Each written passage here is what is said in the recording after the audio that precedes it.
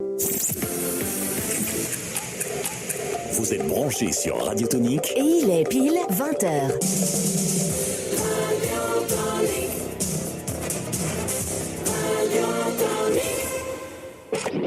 After Geek avec Yann et sa bande, c'est tous les samedis de 20h à 22h sur Tonique. Et bonsoir mes petites palourdes, ou c'est limite fort j'ai l'impression. Comment allez-vous, mon équipe préférée? Mais très bien. Mais toi très bien, eh ben, c'est l'essentiel. Que tu as. Non, je peux te changer. L'équipe de base, c'est vrai que j'en ai qu'une, mais j'ai quand même des remplaçants. T'as des remplaçants. J'ai des remplaçants, ouais, des remplaçantes aussi. C'est très intéressant. Non, on est ce soir. Ce soir, on est. Alors attendez, je suis juste. Non, mais je vais baisser parce que du coup, j'ai augmenté un peu le volume de retour. Du coup, c'est très fort dans les oreilles. J'ai l'impression de parler trop fort pour les auditeurs. Alors, je vais juste baisser, j'en reviens. Voilà, je suis de retour. Je suis là. En fait, parce que c'était de l'autre côté du couloir. Voyage de chez et vu que je cours très très vite, vous n'avez pas trop senti. Je suis Flash, exactement. Avec un genou en moins, mais Flash quand même. Alors, ce soir, on est en direct. On va parler des jeux vidéo en Asie, le succès des jeux vidéo en Asie. Parler un peu de aussi pourquoi ce sont les Coréens qui sont les meilleurs en termes de e-sport. Nora a fait des recherches, mais alors des recherches, mon Dieu. Elle a regardé des reportages en coréen. Elle a traduit elle-même. Elle a appris 7 après-midi cette langue. 7. Pas S-E-P-T. Elle en a appris 7, toutes les langues asiatiques. Elle est au taquet. Comment tu vas? Ça va bien. On t'entend pas beaucoup. Oui, mais peut-être que ça va dépasser dans le micro. Oui, parce qu'elle a déjà pas une voix très puissante, mais en plus, si elle parle pas trop dans le micro, ça va pas. Vas-y, redis-nous. Ça va très bien. Ah, et on l'a pas bien là, du coup, ça m'a presque fait. À côté de moi, ça fait peur.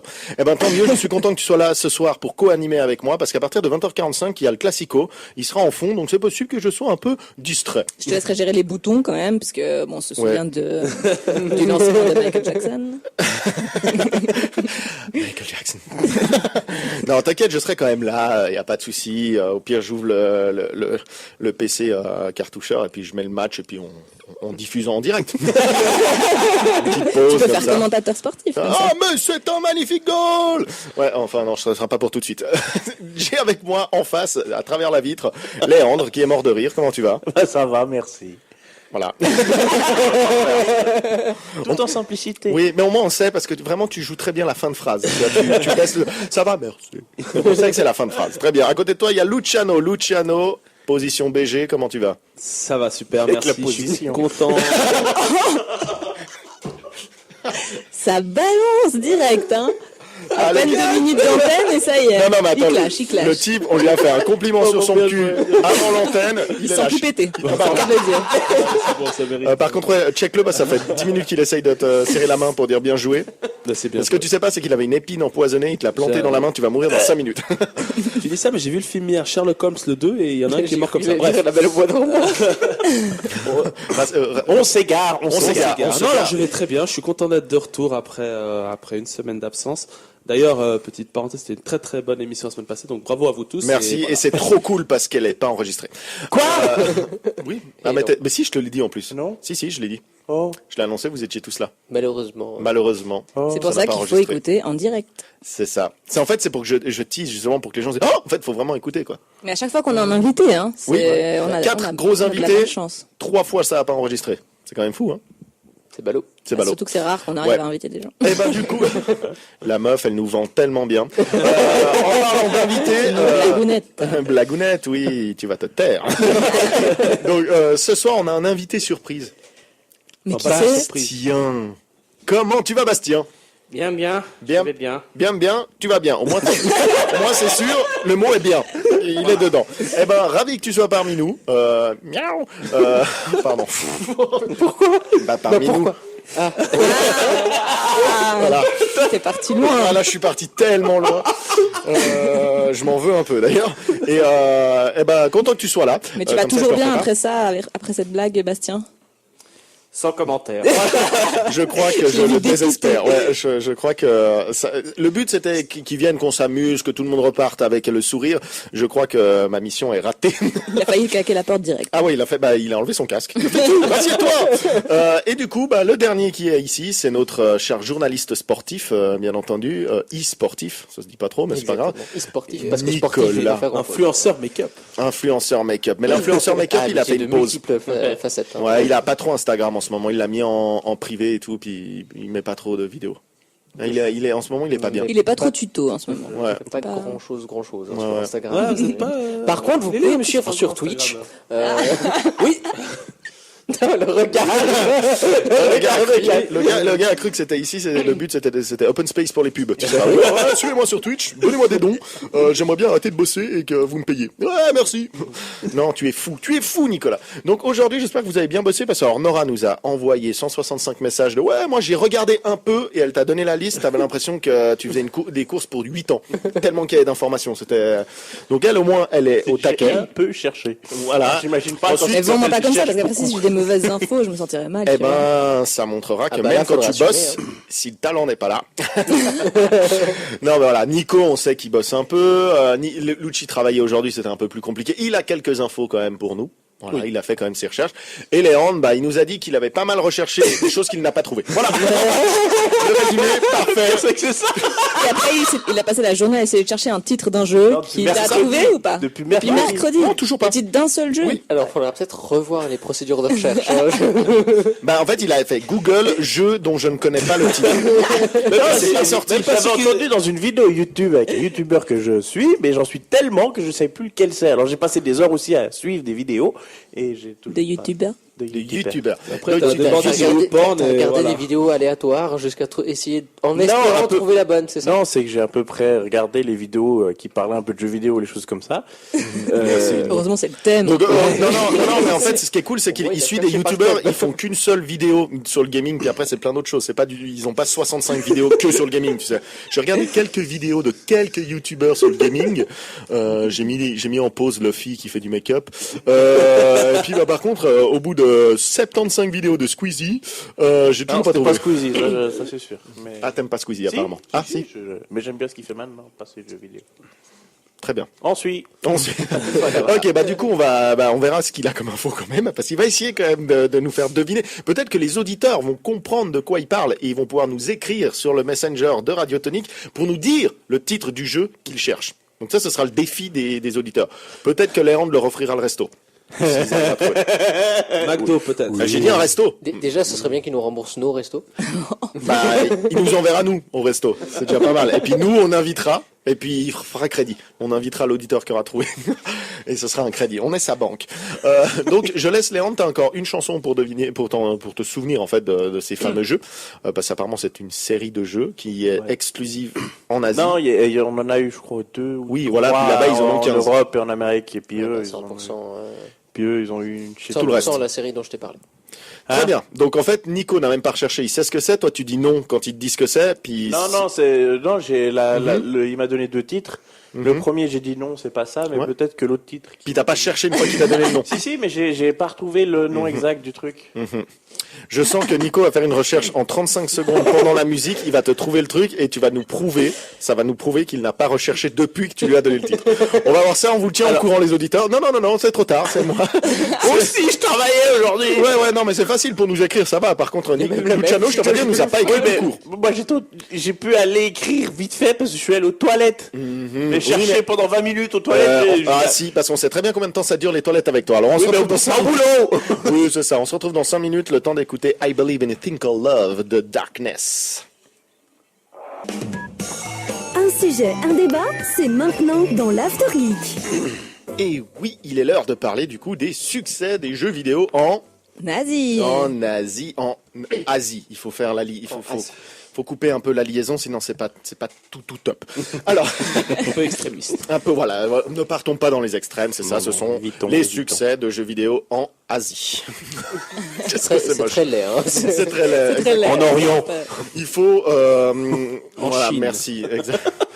De l'autre côté. L'Asie n'est pas la Chine. Voilà, non, mais j'attendais sa réaction à Comme lui. dirait Nico, l'Asie n'est pas la Chine. Non, le contraire. C'est vrai. La Chine n'est pas l'Asie. Ouais, la Chine n'est pas la Chine. Voilà. Merci pour ce débat.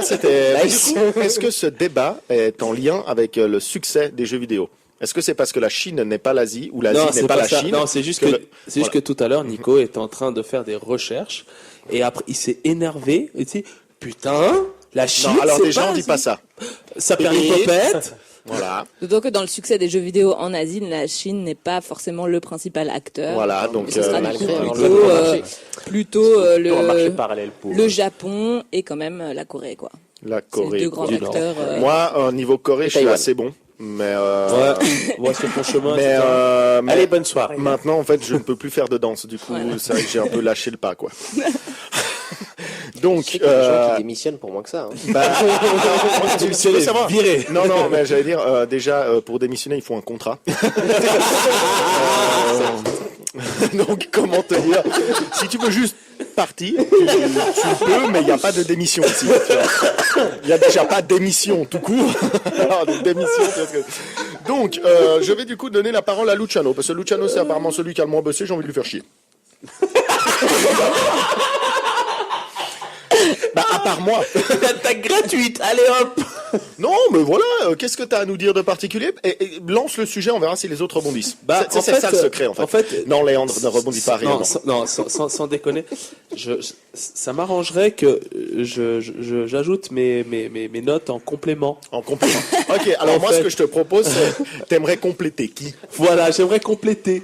T'aimerais compléter qui? C'était ça la question. J'aimerais compléter, en fait, non. Oui, non, mais est-ce qu'il y a quelqu'un autour de la table que t'aimerais compléter? Tu donnes un nom et je Bah- dis que c'est à lui de parler. Ah, je viens de comprendre. Nico. Voilà, vas-y. bah Nico, tu commences. Quelle surprise Pourquoi? Je m'y attendais absolument pas. Mais ouais. Vraiment. Ce qui est Non, drôle, mais- c'est que Léandre transpire vraiment. Donc, il a vraiment le Mais front. là, ils sont chauds bouillants, là. Ouais, non. Chaud patate. On Une sent fois que qu'ils j'ai ont pas repris forcément mes tous esprits un bossé. peu. Donc les jeux vidéo en Asie, c'est un marché qui est quand même assez différent du nôtre pour plusieurs raisons, hein, différentes cultures déjà de base. C'est le marché coréen qui est en tête en termes de popularité, nombre de jeux, ventes, etc. Pour des raisons, je pense que tu détailleras plus tard, Nora. Elle va pouvoir ajouter. Oui, je pourrais ajouter. Voilà. mais Déjà au fait sens-toi que ce soit libre, déjà sur la base du fait que ce soit démocratisé. Oui, c'était français ma phrase, c'est bon. Non, c'était tout. Puis ici, tu peux Très y tôt aller. en fait par rapport à l'Europe, les jeux vidéo, l'e-sport, etc. Et puis par la suite, au niveau du classement, donc il y a Taïwan en deuxième du marché, suivi par le troisième, c'était le Japon, et enfin la Chine. La Chine qui a le plus gros potentiel, parce qu'ils ont quand même 600 et quelques millions de joueurs avec les derniers chiffres que j'avais, mais qui datent quand même de 2017, fin 2017. Tu vois, quand t'es un milliard. Voilà, je veux dire, t'as un petit avantage normalement. Mais qui sont Mais venus si quand c'est même vraiment- tard à Internet, donc N'empêche que forcément si- ça a limité Voilà. beaucoup de Ils ont choses un pays assez jusque-là. fermé, Et pour quoi, l'instant, ils donc sont c'est un plus pays dans qui est la phase de très rattrapage fermé. et d'assimilation C'est ça. de ce qui s'est fait, plutôt que dans la Pour, phase, par mais exemple, de création. Juste pour la petite histoire, en Chine, les consoles internationales, oui, je t'aime Yann, sont arrivées qu'en 2014. Ouais. Voilà. C'est Vous très comprenez récent. Mais j'allais dire, tes chiffres de nombre de joueurs, tu dis approximatif ou tu penses que c'est vraiment 600 millions? Non, non, c'était des chiffres. 600 millions en dans- Chine. Dans C'est-à-dire les qu'il y a quand même 660 millions. 50% de Chinois qui jouent, quoi. Hey. C'est comme si nous, il y avait 3,5 millions de Suisses qui jouaient. C'est quand même fou, ça. C'est un bon chiffre, quand même. C'est pas mal. Bah, hein, juste, c'est pas Ils sont en pour- retard, mais ils sont nombreux. Pour un chiffre qui se rapporte à ce que tu viens exactement de dire, en Corée du Sud, il faut juste que je retrouve où j'ai mis ça. Voilà. Il y avait un foyer sur deux qui était muni, donc qui était informatisé et muni ah non, c'était au Japon, pardon. Un foyer sur deux avait une console de salon je vais vous dire ça tout de suite. La passasse. Veuillez patienter, nous recherchons votre information. Thank you for writing your research, your information. C'est mieux que la semaine passée. hein. La semaine passée, vous avez fait quoi avec l'anglais? Oui, on essaie de remplir les blancs de Nora, là. Bah, c'était Non, pour les titres de musique. Oui. Là, je regarde et je vous dis ça plus Moi, tard. j'ai. Ok, très bien. C'était une intervention, Alors. du coup. À la fin des années 80, déjà, un foyer sur deux japonais avait la Famicom qui est égale à la NES, en fait. Qui Ok. était appelée la NES plus tard. Donc, même déjà la moitié des Bon, c'est né foyers là-bas. au Japon. Oui, oui, bien sûr. En même temps. Tu vois, nous, en Suisse, on a finalement, un foyer en sur termes deux de- a une vache à la maison. Quoi. Un foyer sur deux a au moins un gruyère dans le frigidaire. Dans le fromage aussi. Et puis en France, ils ont le problème de croire que le gruyère est troué. Ouais. Voilà. Ouais, Aucun ça, rapport, c'est- j'avais envie de lancer un petit débat comme ça. Mais parce que, hashtag, tu sais pourquoi? Parce arrêtez de qu'en faire ça. France, ils ont un fromage qui s'appelle le gruyère, qui vient d'une de leurs régions et qui troue. Oui, mais ils n'ont pas le droit de Mais l'appeler ils gruyère veulent parce que leur changer région le ne nom. s'appelle pas gruyère. C'est des voleurs. Exactement. Bande de traîtres. Et nous, on fait pareil avec les jeux vidéo en Asie. On leur vole. Non, c'est pas revenir. C'était pour revenir en fait sur l'Asie. À la base, c'était juste voilà, pour revenir dessus. Mais moi, j'aimerais juste rebondir sur un petit point. Non, Léon, arrête de rebondir. Eu l'occasion de rebondir tout à l'heure. Donc, vous avez dit justement donc la Chine est un pays très fermé, on va dire, ou du moins très très contrôlé, bon pas aussi extrême que la Corée du Nord. Mais par exemple, donc j'ai un peu checké tout ce qui était un peu réglementation que le gouvernement veut mettre en place, et par exemple le président veut mettre une limite, veut limiter les nombres de jeux vidéo en ligne. Et le nombre d'heures. Non, le nombre de jeux vidéo déjà pour commencer. Donc mettre moins de jeux, vraiment pas avoir beaucoup de jeux. Et dans un deuxième temps, comme tu dis, limiter le nombre d'heures, genre à partir d'une certaine heure, ne plus pouvoir jouer de jeux vidéo. En fait, ils ont peur que ça devienne vraiment en fait une addiction, surtout que voilà, c'est arrivé hyper tard. Ils ont peur que d'un coup ce soit trop brutal un peu pour les jeunes à gérer. Et d'ailleurs, en fait, du coup, le gouvernement effectivement, il limite vachement. Et puis par exemple, typiquement les cybercafés, c'est interdit. Donc tout ce qui est assez, ils sont vachement pour la technologie, pour justement se mettre à la hauteur de tout le monde, et être compétitif en fait dans ces domaines-là. Mais pour autant, ils essaient de limiter un maximum quand même Internet et les réseautage. Et ils sont pas encore hyper. Donc il y a une grosse boîte donc qui s'appelle Tencent, c'est c'est un peu le Steam chinois, on va dire, qui en fait lui a limité pour les enfants de moins de 13 ans 1 heure de PUBG par jour. 1 heure. Ok, donc en fait il suffit de t'inscrire et dire que tu as plus de 13 ans, techniquement. Alors après c'est autre chose. Voilà, là j'ai lancé un blanc. Ça c'est autre chose, mais bon après si on peut parler des heures et des heures de comment contourner, etc. Genre l'histoire du grand. Non, mais après, on sait très bien qu'en Chine, le contrôle et les genres de restrictions comme ça, c'est typique comme rien qu'avec les enfants. Quoi. Bien sûr. Maintenant, il y a juste une chose. Oui, j'ai 18 ans. On connaît la technique de Léon maintenant. Bon, il a plus de 18 ans, mais on sait comment il faisait avant. Juste pour revenir à ce que voulait le président chinois, ça m'avait bien fait rire parce que. Xin, j'ai oublié j'ai écrit Monsieur Xin, c'est déjà bien. Monsieur Xin, c'est déjà pas mal. Prénom. Et je ne peux pas confirmer vu que je ne sais pas. Non, mais en fait, ce qu'il avait, le premier point qu'il avait mis en avant, c'est que 60%, c'est une belle blague, 60% des jeunes sont atteints de myopie. Et c'est le tout premier point qu'il a utilisé pour montrer qu'il faut vraiment tout réglementer. Juste petite parenthèse aussi pour la Corée du Sud, le parti conservateur a essayé de mettre en place une loi qui s'appelle la Shutdown Law, ou la loi qui me fait un peu le nom est un peu original, la loi Cendrillon. Donc ça veut dire que pour les moins de 13 ans, les moins de 16 ans, pardon, ils ne peuvent plus jouer entre minuit et 6 heures du matin. Okay.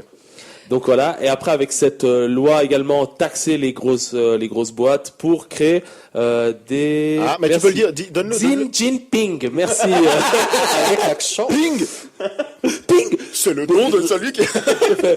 Achou. C'est notre délire Mulan avec. Tais-toi la vache. Qu'est-ce que t'es une chèvre? Coucher la noiraude.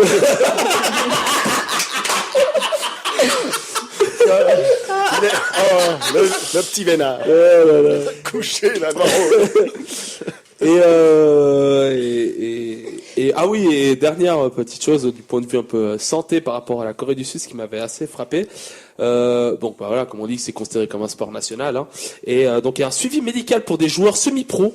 J'ai quelques amateurs et semi-pro, et ils font quelques examens neurologiques pour voir la réaction d'un amateur par rapport à un pro. Ils font des tests entre les pros et les amateurs. Voilà, et c'est comme moi vu que j'ai des petits soucis mental, mental surtout. Donc je fais des tests avec vraiment un casque sur la tête, et c'est vraiment la même chose. Et c'était assez intéressant cette vidéo que j'avais vue. D'ailleurs, les médecins, quand ils ont ouf, il y a du travail. D'ailleurs, on peut s'attarder un petit peu justement sur le cas. Alors, c'est exactement ce qu'ils m'ont dit. Il est attardé. Expliquer un peu comment ils sont venus 20h45 pour que tu la fermes. Il a pris le fusil à pompe, il l'a remis. Vas-y, attarde-toi. Remettre un petit peu dans le contexte pourquoi un peu ils sont arrivés à ce niveau et comment ça s'est développé là-bas. Donc typiquement, en fait, faut savoir que là, tu parlais justement de mesures gouvernementales qui tendaient à limiter quand même les jeux vidéo. Ça, c'est en Chine surtout.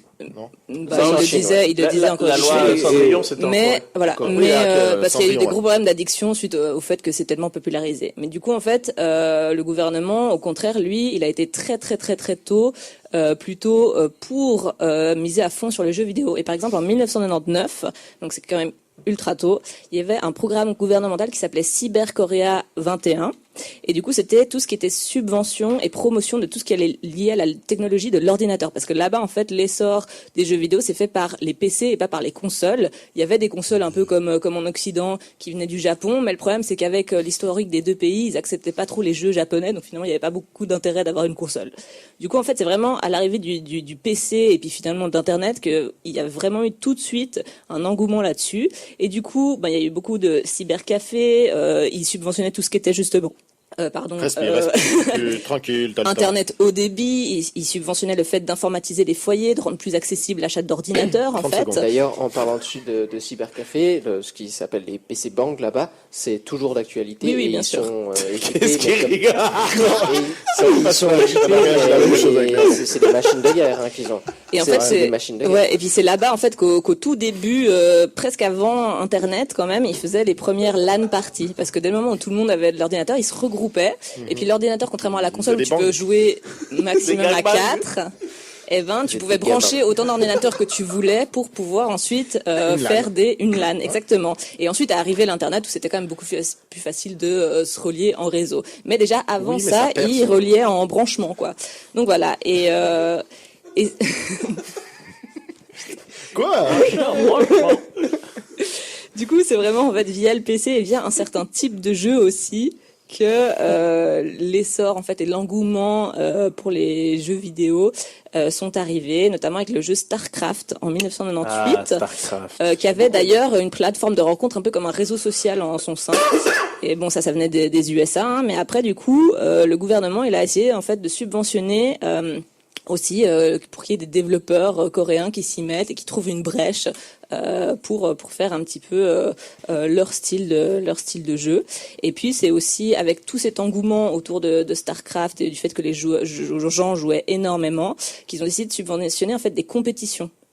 Et du coup, c'est là qu'est venu, en fait, au tout début, c'est un peu eux qui ont inventé l'e-sport, quoi. Et au tout début, le gouvernement était à fond là-dedans. Et d'ailleurs, ils avaient l'armée, et pendant le service militaire, ils permettaient à aux militaires de continuer à s'entraîner à jouer aux jeux vidéo, en fait. Donc, c'est vraiment le gouvernement qui était actif là-dedans. En 1999, déjà, pour vous dire, il y avait une création de 2 chaînes télévision qui étaient dédiées à retransmettre le e-sport. Donc, aujourd'hui, à peine ici, en France, on commence à avoir quelques chaînes qui passent de temps en temps. En Europe, on a 3 milliards d'années de retard. Non, mais ça, c'est sûr. Et eux, c'était déjà en début des années 2000, quoi. Et en 2000, justement, il y a Samsung, forcément, parce que eux, ils ont l'avantage d'avoir quand même beaucoup, tout ce qui est high-tech, de grandes compagnies high-tech là-bas, qui a fait, en fait, la première édition des World Cyber Games à Séoul, un événement d'ampleur phénoménale qui avait quand même, disons, proposé 200 000, je sais pas exactement, ça devait être dollars de cash prize, 174 participants du monde entier, des meilleurs joueurs du monde entier. Et puis, du coup, après, par la médiatisation. Et ça, c'était quand ? Ça, c'était en 2000. 2000. Et par la médiatisation, justement, même le gouvernement a commencé à subventionner en fait des écoles liées aux jeux vidéo, que ce soit du ils sont en avance sur nous, quoi. Voilà. C'était très tôt, et du coup, maintenant, vous avez des sponsors maintenant, et déjà à l'époque, vous avez des sponsors qui vous payent 400 000 francs annuels, hors publicité, hors contrat, et puis c'est vraiment des stars hollywoodiennes. En fait, c'est pas les films là-bas, les stars, mais c'est vraiment eux. Et d'ailleurs, il y a un mec. Les footballeurs aussi. Qui s'appelle genre Lim Yo-wan, sous le pseudonyme Slayer S-Boxer. Je sais pas si ça vous dit quelque chose. Apparemment, c'est une véritable légende vivante en Corée et qui a besoin de garde du corps tout le temps pour éloigner ses fans. Ah bah c'est pas un coup de souris et de clavier qui va s'en sortir, ça, c'est sûr. Non. D'ailleurs, je voulais rebondir parce que du coup, elle a surfé tout le long. Merci pour toutes ces infos, du coup. Mais est-ce que vous avez kiffé ou joué à StarCraft ? Ah oui. On parle quand même de gaming, donc ça peut être intéressant aussi. Les deux jeux de StarCraft, je les ai. Il n'y en avait pas 3 ? Non, il y en a eu 2. Non, il y en a eu 2. Il y en a eu un où j'avais un CD avec les 3 nations, et puis le 2, ils ont fait un CD par nation. Ok. Voilà. Alors moi, j'avais joué au 1, j'avais trouvé ça sympa, mais j'avais préféré Warcraft 3.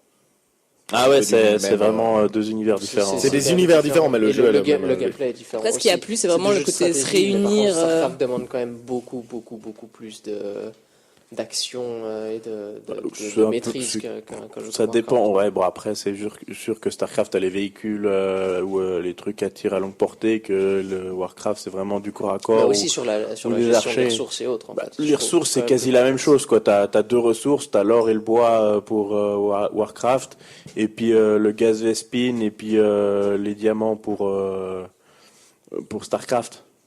Donc après. Ouais, et puis Age of Empire, j'avais aussi la voiture, hein, j'avais la Cobra. La Viper. La Viper, Cobra Viper. Ok, donc tu te calmes. Si je puis me permettre. Oui, j'allais dire justement, est-ce que tu as joué par exemple? Alors non, je suis pas un joueur PC, donc je n'ai Ah oui, jamais c'est joué vrai. à StarCraft et à StarCraft 2. J'en ai entendu parler, Ça mais fait du je bien n'ai d'entendre jamais ça. vraiment joué. Ok, ouais.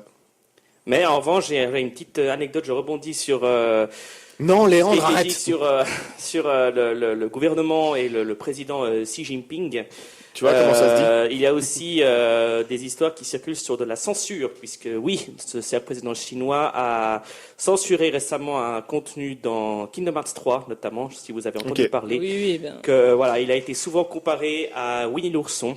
Ah oui, Et juste. comme il y a J'ai dans le entendu monde de cette Kingdom Hearts 3, le monde de Winnie l'ourson, le président chinois a décidé de censurer Winnie l'ourson. le personnage de Winnie l'ourson pour un petit peu sanctionner cette comparaison un petit peu exagérée, extrême de son image. Donc voilà, c'est pour dire que là, même pour censurer certaines choses, bah, là, tout le monde, même des personnages haut placés, peuvent se permettre C'est ouf ça quand même. de censurer. Ton Winnie l'ourson, il est mignon. Tu m'as juste rappelé une histoire, ça, j'avais lu ça aussi.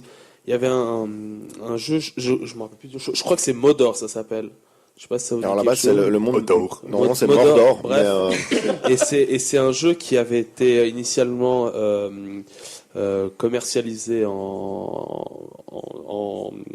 Chine, pardon, enfin, non, qui a été créé en Chine et après exporté aux États-Unis. Finalement, après, ça n'a pas très bien marché, donc ils l'ont arrêté d'y jouer en Chine. Donc il était aux États-Unis, il est revenu en Chine. ok. Et en fait, il y a certains joueurs qui ont commencé à y rejouer. Et le gouvernement a commencé à sanctionner ces joueurs qui vont aller de quelques jours de prison jusqu'à 40 000 euros c'est écrit en euros, 40 000 euros d'amende pour avoir joué à ce jeu. Mais on sait pourquoi? à ce jeu. Parce que c'est interdit. Ils veulent pas Que des Chinois jouent à ce jeu. Enfin, des habitants de la Chine. Ouais, Parce que- en quelque sorte, ils privilégient un travail qui a été un jeu qui a été retravaillé par Ok, par les Américains. ok, d'accord. Mais pour rebondir à ce que tu disais, tu te rends compte si ne me regarde pas comme ça, tu ne vas pas rebondir, d'accord? Mais t'imagines si en France ils avaient fait pareil, il y aurait plus de Flamby avec François Hollande. Ouais, c'est pas faux, ouais. Ce serait tellement. Non, mais ce serait triste quand même si à chaque fois tu faisais des trucs comme ça. Voilà, avec Couche-Pain, il n'y aurait plus de pieuvre. Voilà, blague pour les Suisses. Comme ça, tout le monde en a pour son grade. Très bien, est-ce que vous Il y avez a d'autres plus de choses guacamole avec Sarkozy. Alors là, on aimerait juste comprendre. Ouais. Quoi, du guacamole? Parce que c'est un avocat, Sarkozy. Mais est-ce qu'on l'a comparé aux fruits d'avocat? Voilà, parce que là, Nico va se barrer. Hein, il a enlevé le Passons, vite. Ouais, je crois que c'était très gênant. Je crois que du coup, on va faire une petite pause. Oui, On va faire une petite voilà. pause, comme ça tu vas pouvoir respirer. On va ouvrir la fenêtre, tu vas prendre de l'air, tu vas de l'oxygène aussi. Bah, tu sais quoi, ou vous pouvez le pousser. Besoin d'ouvrir la fenêtre, on y C'est va ça, comme ça. on y va comme ça. Donc je laisse mon acolyte. Oula, je suis pas prête. Elle est pas prête, c'est pour C'est ça bon, que c'est bon. voilà. Elle va mettre la prochaine musique. Je la laisse le teaser. Enfin la teaser du coup. C'est The Middle de Jimmy Eat World. C'est bien. C'est comme ça qu'on parle anglais. After Geek avec Yann et sa bande, c'est tous les samedis de 20h à 22h sur Tonic. Et oui, et là, la semaine passée, qu'est-ce qu'il y a, Léon?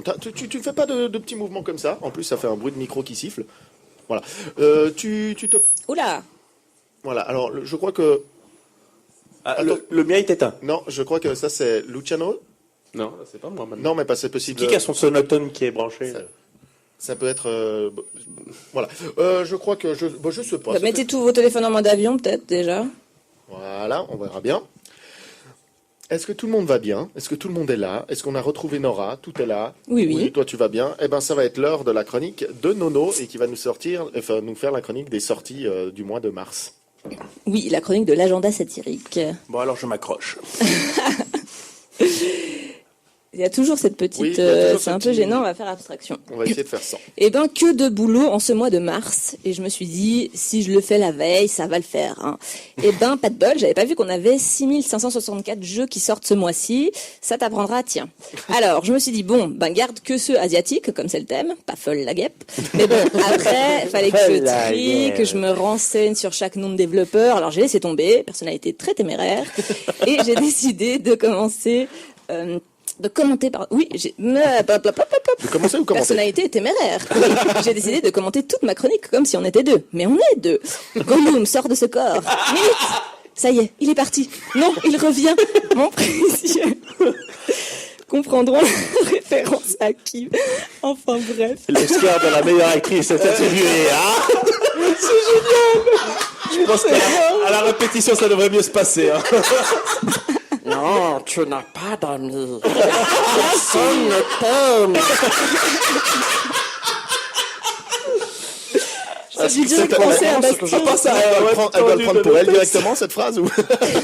Non mais pourquoi tu ne fais pas de changement de voix? Mais en fait j'étais lancée et puis j'ai pas osé. Je me suis dit non, ça va être pourri et comme je sais pas faire Gollum, genre Gollum. Tu vois, c'est nul. Voilà. Ok. C'était drôle. Après avoir tergiversé, je peux y aller.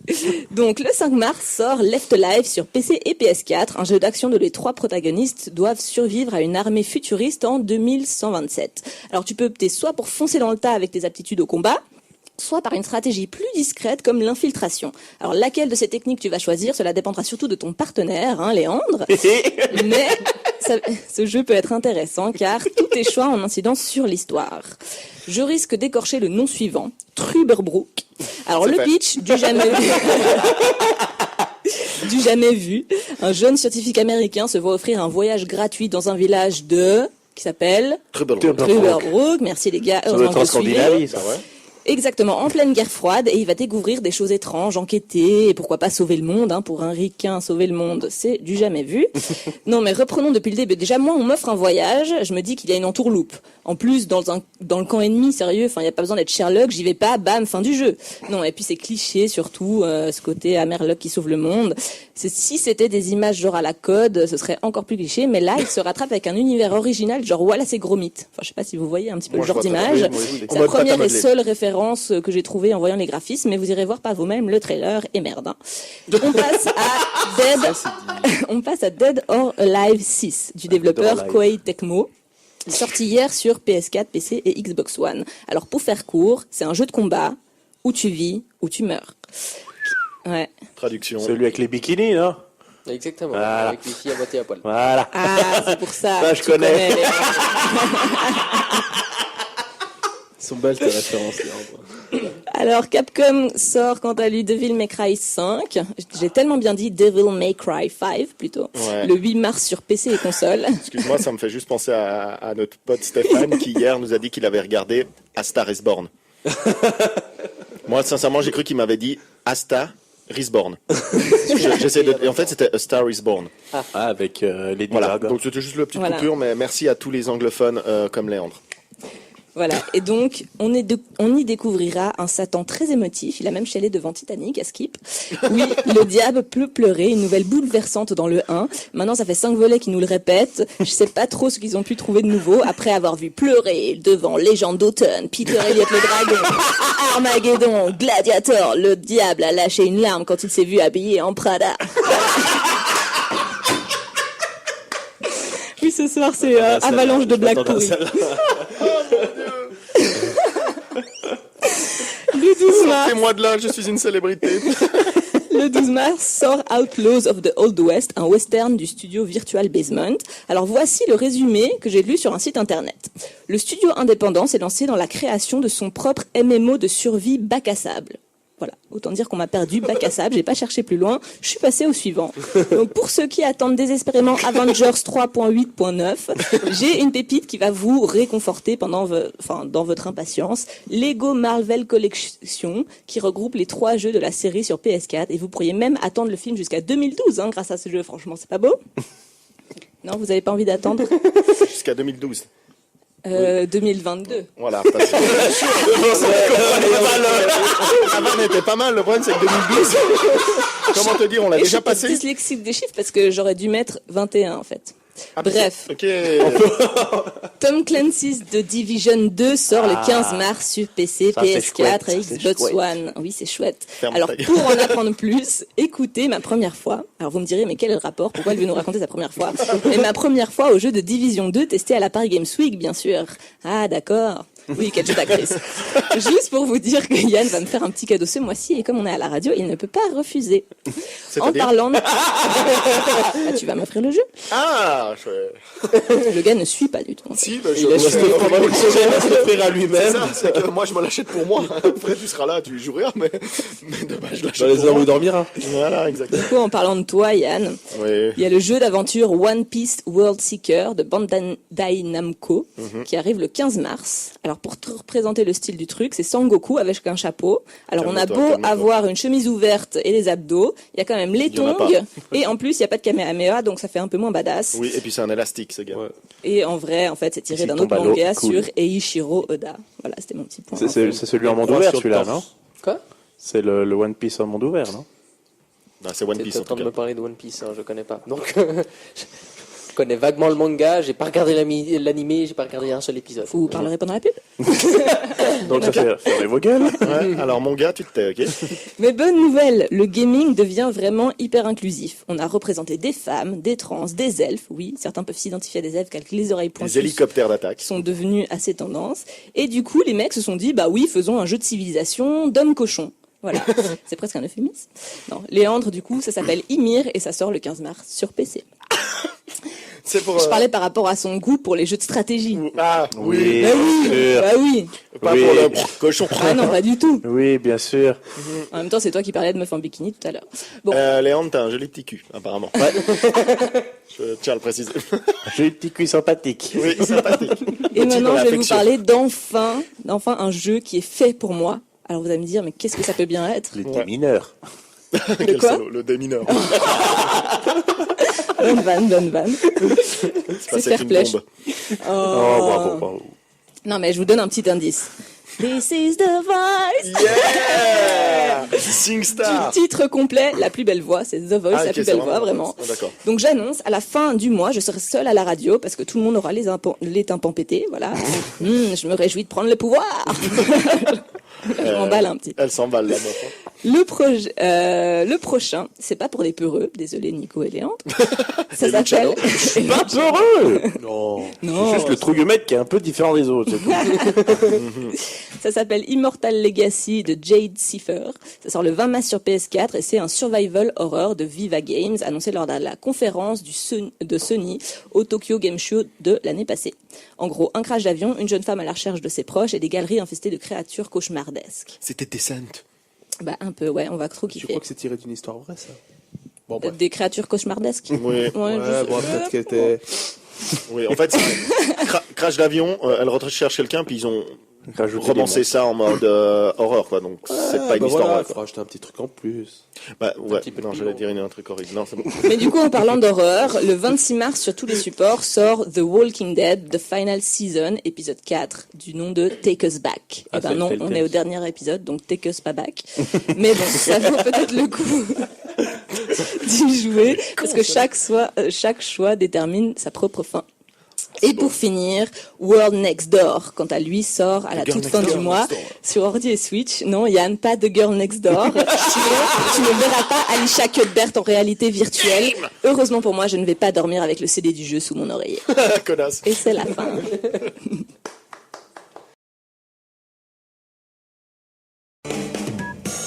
Un sujet, un débat, c'est maintenant dans l'After Geek. Et oui, mes petits loups, on est de retour. Cette fois, c'est petit loup. D'habitude, c'est pas lourd. Ben, cette fois, c'est petit loup. Nous sommes de retour. Merci, Nora, pour cette chronique d'avant. C'était très, très drôle. Sauf bien. la fin. Tout à fait, un ascenseur émotionnel. Là, Ouais, bah, alors là, je sais plus où me mettre. Je suis chamboulé. Je suis chamboulé. Alors du coup, Nora, tu as une idée de thème maintenant? Oui, du coup, comme on a abordé un peu tout ce qui est Chine et Corée, on va s'orienter sur le Japon, avec tous les nombreux éditeurs, développeurs, avec aussi tout ce qui est enfin le jeu vidéo qui est vraiment inculqué dans la culture populaire là-bas, dans la culture même, enfin voilà, dans les villes carrément, c'est présent vraiment partout. Voilà, dans la culture tout court. Et donc voilà, on peut un peu aborder ça, vos jeux préférés aussi de certains éditeurs, et puis on laissera le e-sport pour la suite. Excusez-moi, Bastien est en mode penseur. J'ai beaucoup aimé la position. Très bien. Eh ben du coup, je vais commencer par Léandre cette fois, parce que tout à l'heure il l'a échappé belle. Eh ben là, tu ne pourras pas y échapper. Alors, t'as bossé sur le Japon? Non. Ok. T'as bossé sur tes jeux préférés? Non. Mes jeux préférés, c'est pas des japonais. Oui, bah de tes jeux japonais. Bah, il y a Mario. Ouais, bah, Mario. tous les jeux Nintendo. Il y a Mario aussi. Quasiment. Puis il y a Et Kingdom vous savez Hearts. un truc Bah non. sur tu vas nous le dire. Nintendo? Eh ben, je vais vous dire ça, il faut que je retrouve de nouveau l'info. Non, c'est pas vrai. Je l'ai. À la base, la Nintendo Company, elle a été fondée en 1889. Et ils faisaient des jeux de cartes. Ils faisaient exactement des jeux de cartes. Et puis après, en fait, ils ont essayé de évoluer un peu, de faire grandir la société en essayant des love hotels, des taxis, des chaînes TV, de la bouffe instantanée, genre du riz instantané. Et du coup, ils se sont vachement endettés parce que rien n'a fonctionné. Et c'est justement en 1975 qu'ils rachètent les droits de diffusion de Miavox Odyssey. Voilà, une des premières consoles de jeux des USA. Et puis c'est là qu'après ils sont lancés dans le jeu vidéo et voilà. Mais donc ils ont essayé de faire de la bouffe instantanée. Voilà, ça m'a un peu marqué quand j'ai lu ça. Tu savais que Nintendo et Sony étaient alliés, puis ils avaient créé un système pour jouer avec des CD. Ouais. Nintendo n'était pas content et ils se sont séparés. Sony a créé la PlayStation. Voilà. Bon, après chacun son créneau et Nintendo se vit très bien maintenant avec son créneau et ce qu'il produit ensuite. Oui, Nintendo en même temps elle est un peu seule sur son marché à elle quoi. Oui.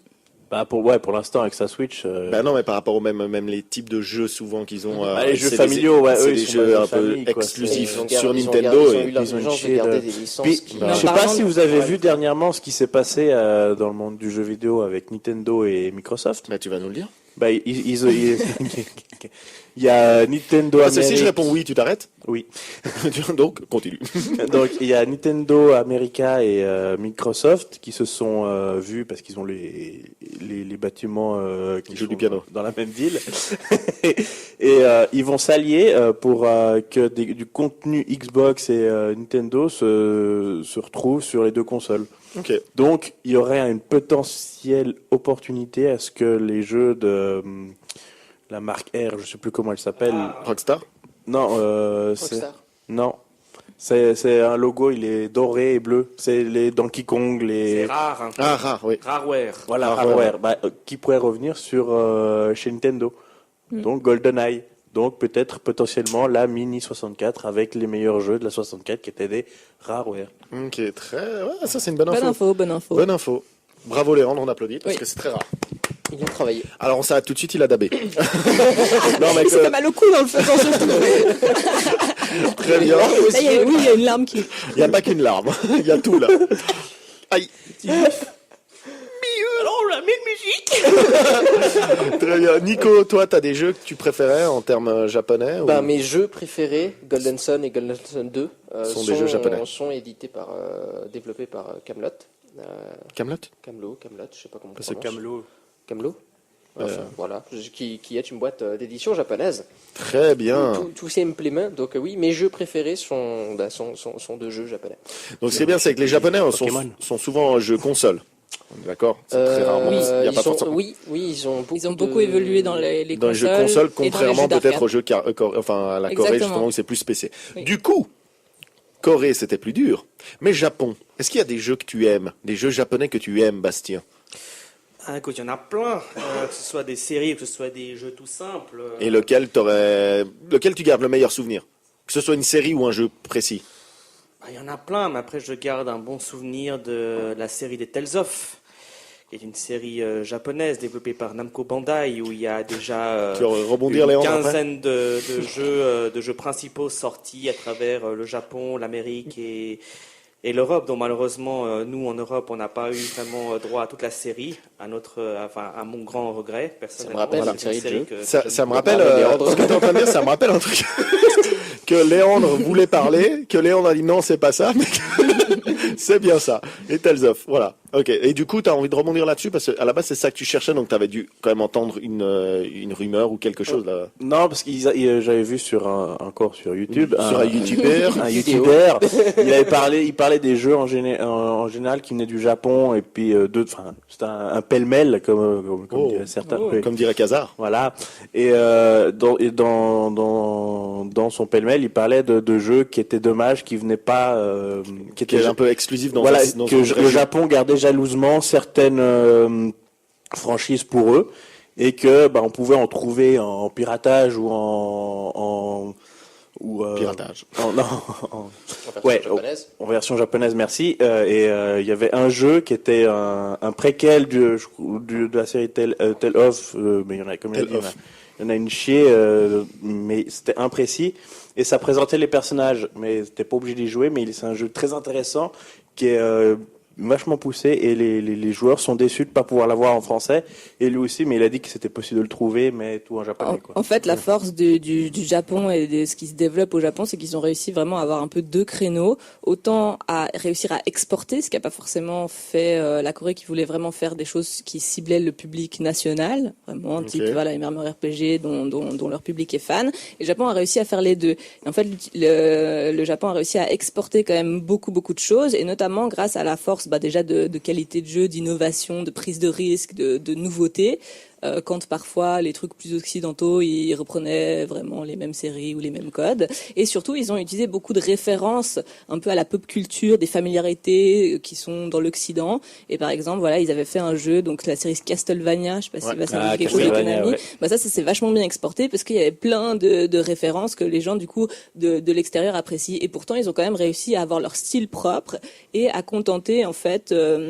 Et garder en fait pour eux des choses qui sont vraiment propres à leur public et dont les Japonais sont fans, que ce soit les RPG japonais. Ils sont aussi hyper spécialistes dans le survival horror, qui est quand même inspiré aussi de leurs films d'horreur un peu des années 2000. Enfin bon, il y a Silent Hill qui s'est super bien exposé. Ils ont aussi leur culture de... Exactement, puis ils ont même réussi quand même sur certains points à exporter, et en plus dans le sens où des fois ils prennent et puis ils font à leur sauce, mais des fois en fait ils inspirent d'autres personnes. Et par exemple le cinéma US c'est vachement aussi inspiré justement que ce soit Resident Evil ou Silent Hill, ils ont un peu repris leur code des jeux. Donc ils ont vraiment ces deux choses qu'ils ont réussi super bien à faire, c'est avoir leur marché national de choses qui s'exportent pas forcément. Est-ce que vraiment il y aurait un public fou pour qu'ils le fassent ou pas? Ça c'est aussi peut-être une question. Et ils ont réussi à exporter des choses qui étaient un peu faites pour tout le monde, et puis à créer simplement des choses maintenant un peu devenues légendaires, dont ils sont super fiers, un héritage propre, que ce soit Pokémon ou autre. Avoir vraiment des grosses figures, des gros personnages qui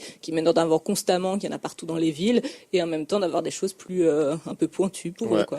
J'allais dire d'ailleurs, vous avez vu l'officialisation du prochain Pokémon? La génération de Pokémon, on en parle du logo et bouclier. Pokémon Shield et Pokémon Sword. Oui, mais t'as vu les logos? C'est un bouclier et une épée, quoi. Oui, mais alors c'est vraiment pas très beau. Ils se sont pas foulés. J'ai bien aimé. Il y a vraiment pas foulés. Il y avait un tweet qui disait qu'un des Pokémon starters c'était Happy Tree Friends. Oui.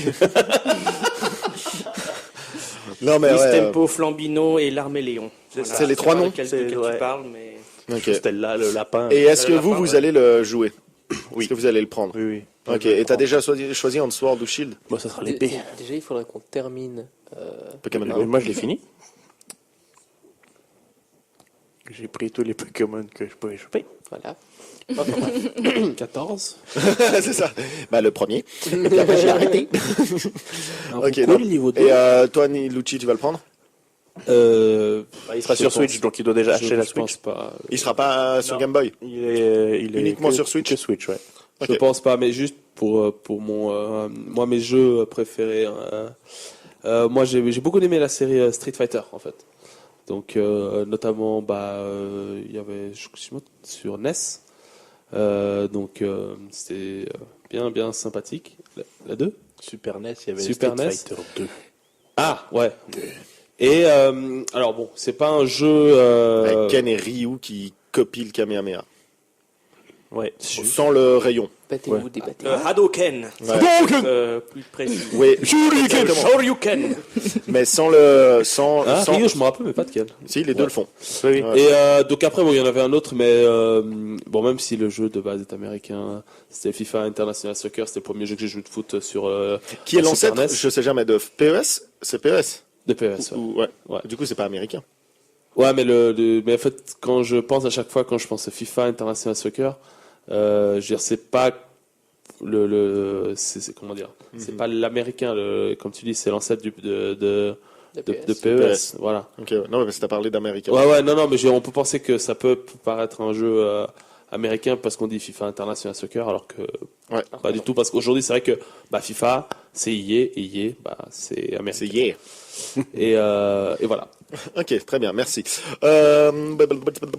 Et du coup, toi, Bastien, tu vas y jouer à Pokémon? Tu vas le prendre? T'as la Switch? Oui, j'ai la 8 Switch, questions. mais on verra. On verra verra ce qu'il va offrir, on verra ce qu'il va montrer, on verra...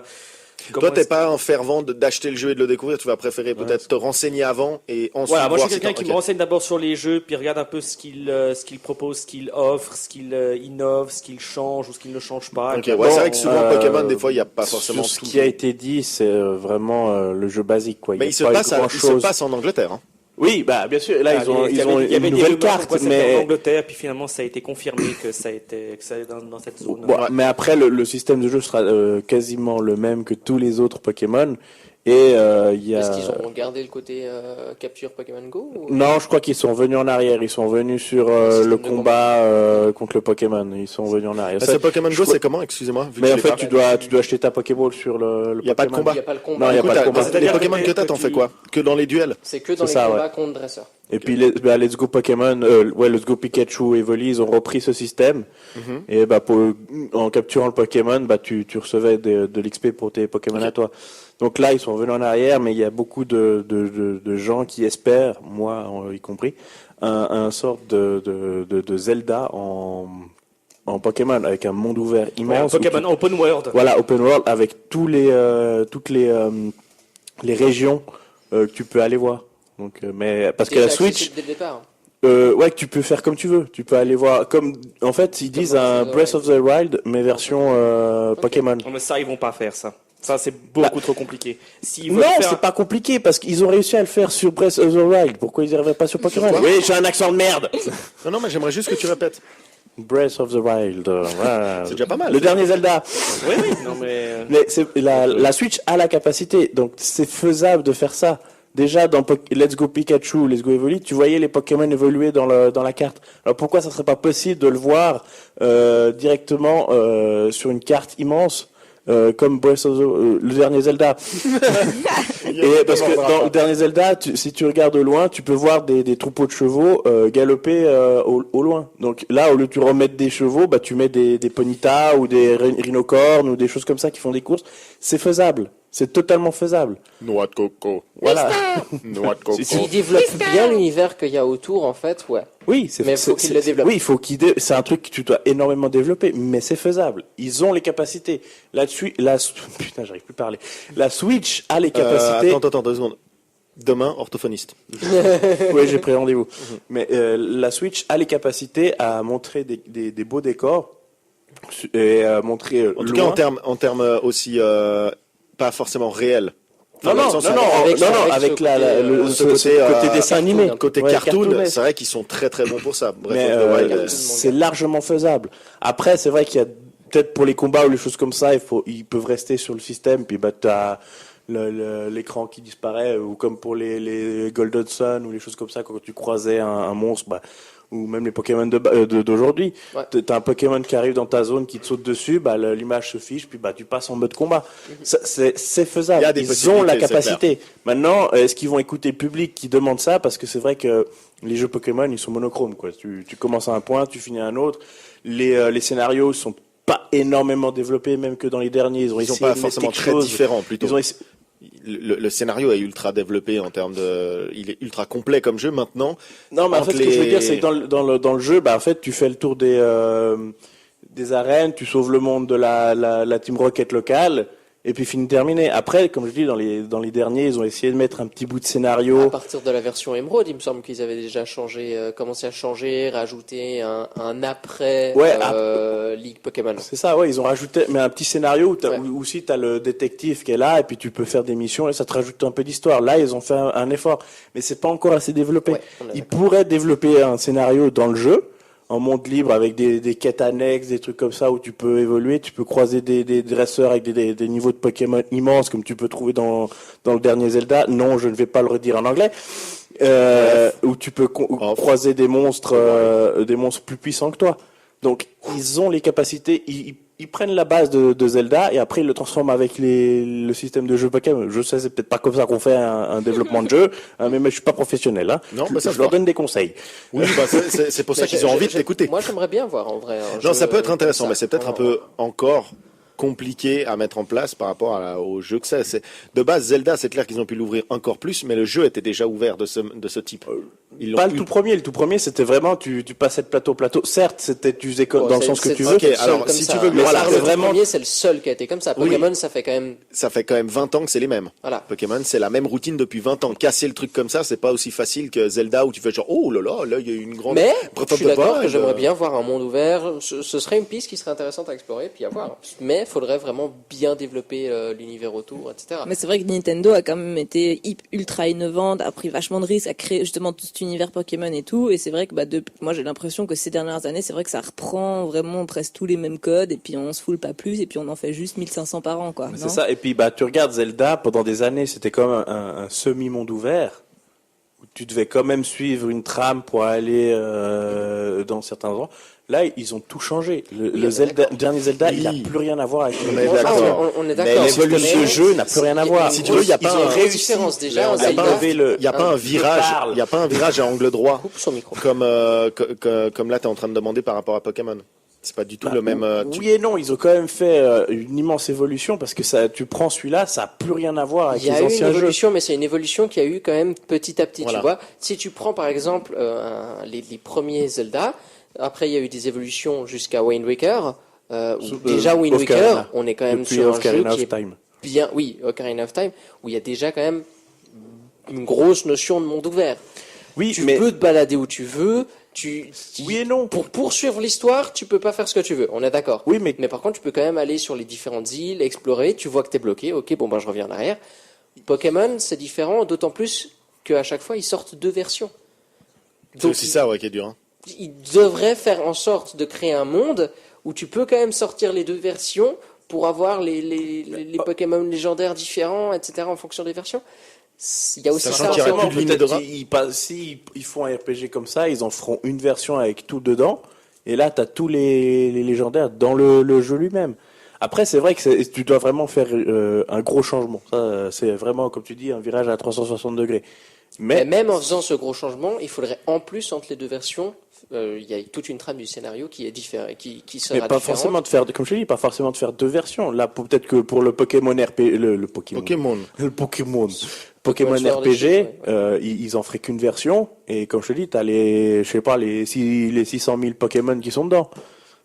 C'est un exemple, mais après, voilà, c'est vraiment Après, du coup, ça peut être intéressant, mais tu perds quand même la mécanique de Pokémon et l'identité de Pokémon. Le fait d'avoir des régions différentes, en fait, représentées par les versions où tu as des Pokémon propres à chaque version. Oui, mais si tu regardes la version or, ne démord pas. On a compris l'idée, je crois.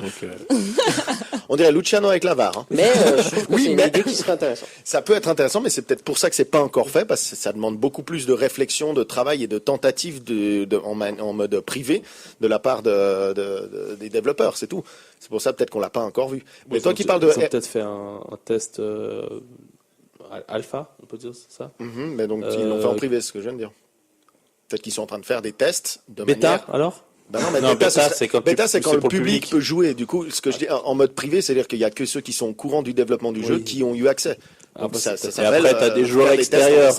Oui, après tu peux demander, oui, comme on a fait avec. Je peux juste, je voulais dire un truc tout à l'heure quand rebondir sur ce que disait Bastien. En fait, sur le fait pour tester des nouveaux jeux, etc. Là, si je me trompe pas, donc il y a PS Store maintenant qui a donné accès à plus de 600 jeux démo gratuites et je trouve ça pendant une durée limitée et je trouve ça dommage que ce soit pas tout le temps comme ça. Genre tous les jeux, tu peux les tester avant de les acheter. Et ça c'est le développeur surtout.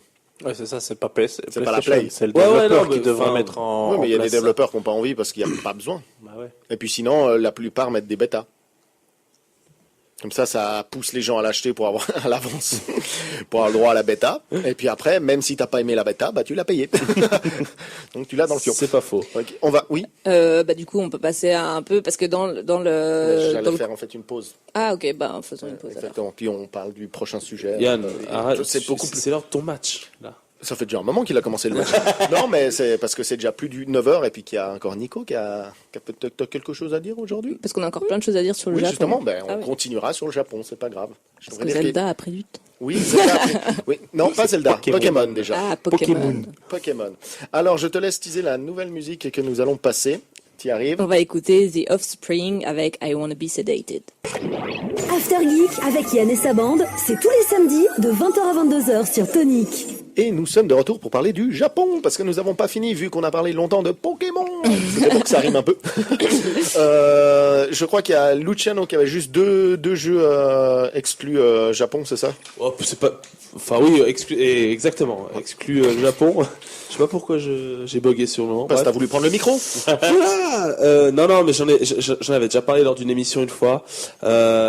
Donc sur sur deux perles qui ont été présentées à Tokyo Game Show. Donc c'était des jeux 1D, donc originaux comme je répète. Donc un qui s'appelle Izeki Clima. Donc tu incarnes une poule qui a pour but de grimper à la corde tout en haut d'un mur, sauf qu'au lieu d'utiliser une manette originale, on utilise une vraie corde, donc que tu tires et tout, et sur ton écran, tu vois ta poule qui monte. Donc j'avais vu la vidéo, ça avait l'air très très très original. Donc c'est qu'au Japon, hein.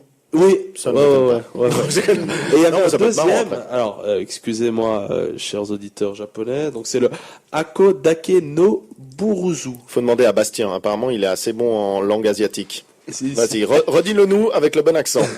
Devant le micro, par contre. Ouais. Alors bon, je prononce aussi d'une certaine manière.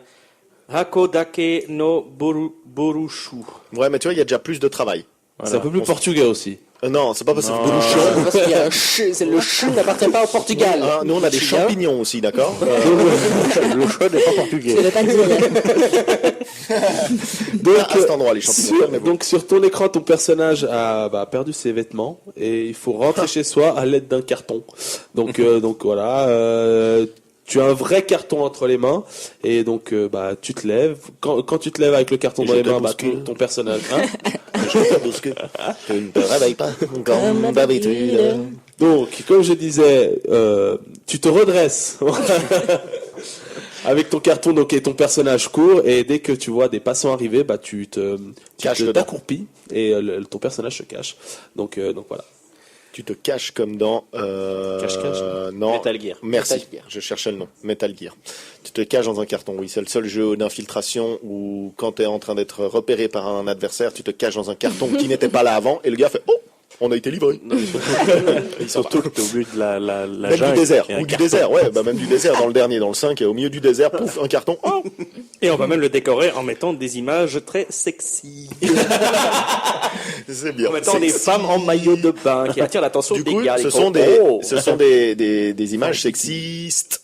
Voilà. C'est juste pour le. Maintenant, je vais laisser Nora. C'est gênant.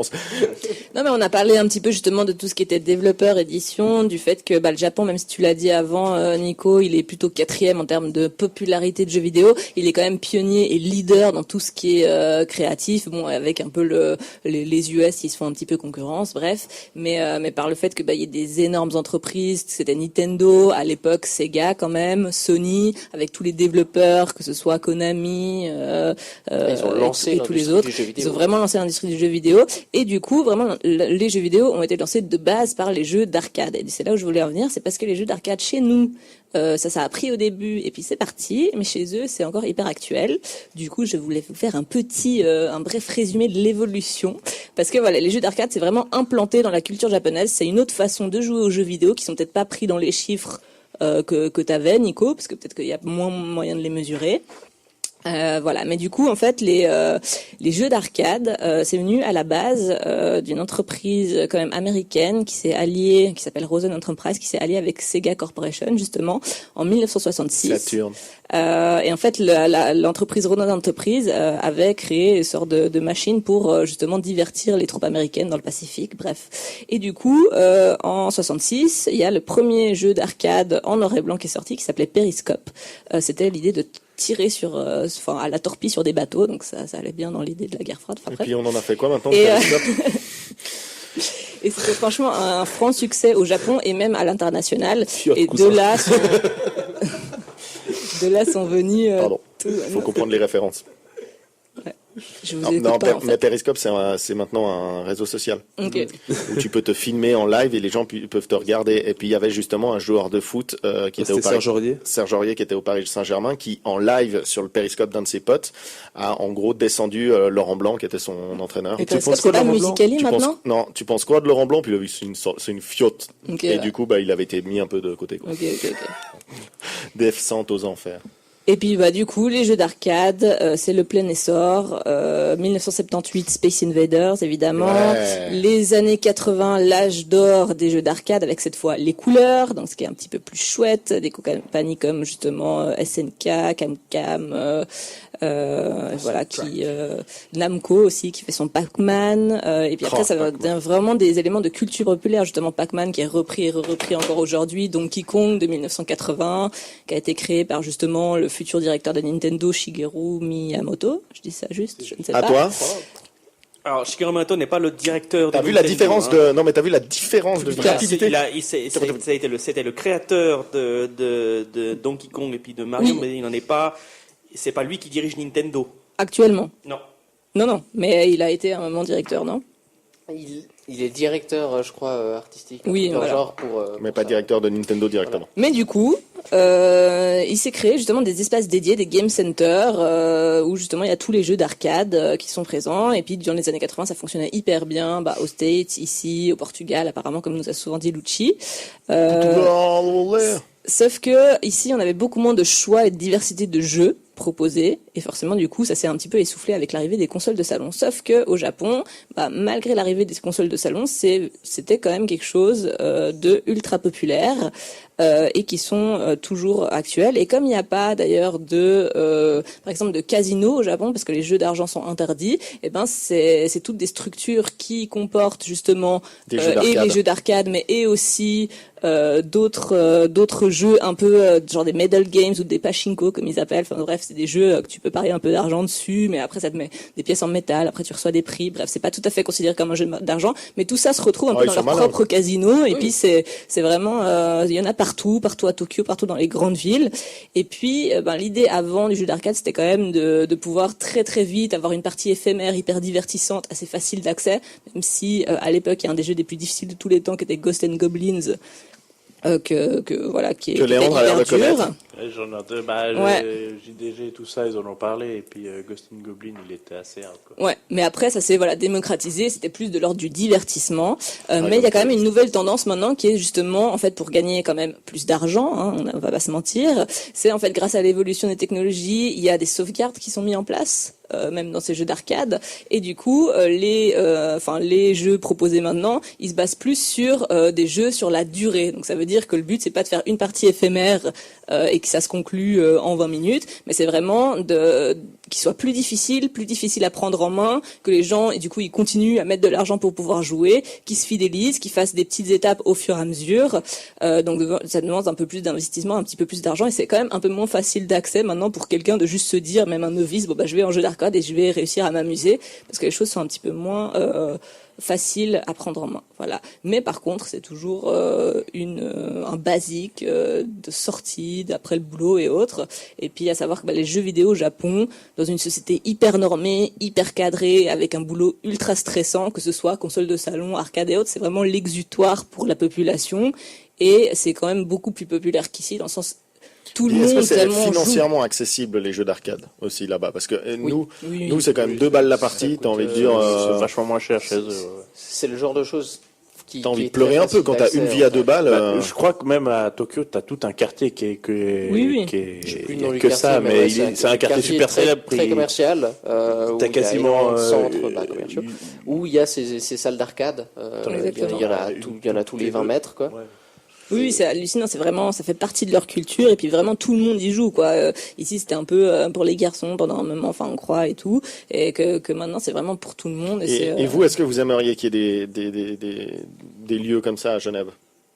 C'est pas la même culture. Non, mais est-ce que ça vous intéresserait? Peu importe que ce soit la même culture. Ça m'intéresserait de voir au Japon ce que ça donnerait d'avoir Je pense que c'est une autre ambiance. Voilà. Si on importait ici, ce serait pas la même ambiance. Alors on retrouve ça un peu dans le bowling de la dans les bowling, etc.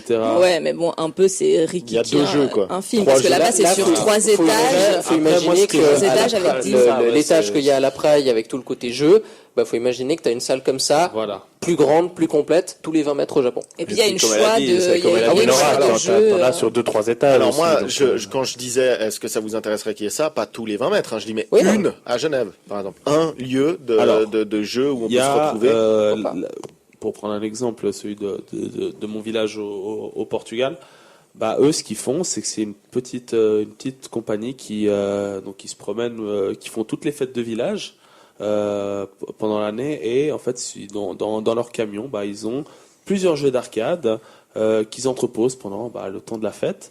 Donc voilà, c'est sûr, il y a peut-être une dizaine de jeux. Ouais, je m'en souviens. Voilà. C'était aussi entre 1 et 2 euros. Hein. C'était quand même relativement cher, surtout pour le salaire portugais. Voilà, ça peut je sais pas trop comment. Il y a pas beaucoup de ça dans les fêtes de village suisses, en fait. Il y a pas beaucoup de en fêtes fait, de village suisses. C'est surtout que dès le moment où il y a eu l'arrivée des consoles, le public, visiblement, sinon ça aurait continué, n'était pas intéressé à forcément continuer les jeux d'arcade, sachant que toute l'évolution, peut-être que nous, public occidental, on préfère, tu vois, s'immerger dans un jeu, avoir vraiment quelque chose de plus réel, plus poussé, une histoire, et moins, justement, dans le sens où on a peut-être plus. Si ça n'a pas été développé, c'est peut-être que. C'est qu'il n'y avait pas le public, et je pense qu'on a plus la culture de si on sort dans un bar, ça va être dans un bar boire un verre. Je pense que eux, ils ont moins la culture d'aller boire un verre et ils ont plus la culture d'aller justement se regrouper dans ces jeux-là. Donc c'est vraiment 2 publics hyper différents et c'est pour ça que ça a persisté là-bas et que ça a pas persisté chez nous. Je pense aussi ça peut être aussi une question d'un point de vue peut-être entre guillemets marketing, parce que c'est vrai que oui, c'est sûr, on connaît Nintendo, etc. Mais c'est vrai que ces dernières années, on va dire, on a eu beaucoup de pubs sur tout ce qui était Xbox, Xbox un peu moins, mais surtout PS4, etc. Microsoft et Sony ont pris le pas, mais même au Japon, ils ont pris le pas sur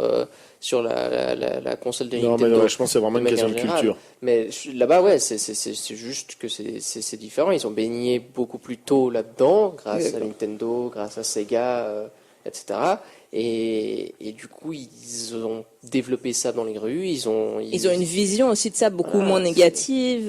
Ils ont aussi une relation très avec le le rétro gaming. Ouais. Ce qui pour nous est le rétro gaming, là-bas, c'est encore normal d'accéder. Ça s'appelle pas du rétro, quoi, du coup. Ils ont une relation plus particulière que nous avec les jeux vidéo. Ça fait vraiment partie de leur héritage. Et ça fait plus partie de leur héritage. Nous, ça fait moins partie de notre héritage quand même. Pas encore. Ça va venir. Oui, ça va venir au fur et à mesure. Mais eux, ils ont vraiment tout dans mon testament, il y aura ma console. On fera partie de mon héritage. Non, mais pour rebondir à nouveau. Arrêtez. Non, n'utilise plus jamais ce terme. En parlant de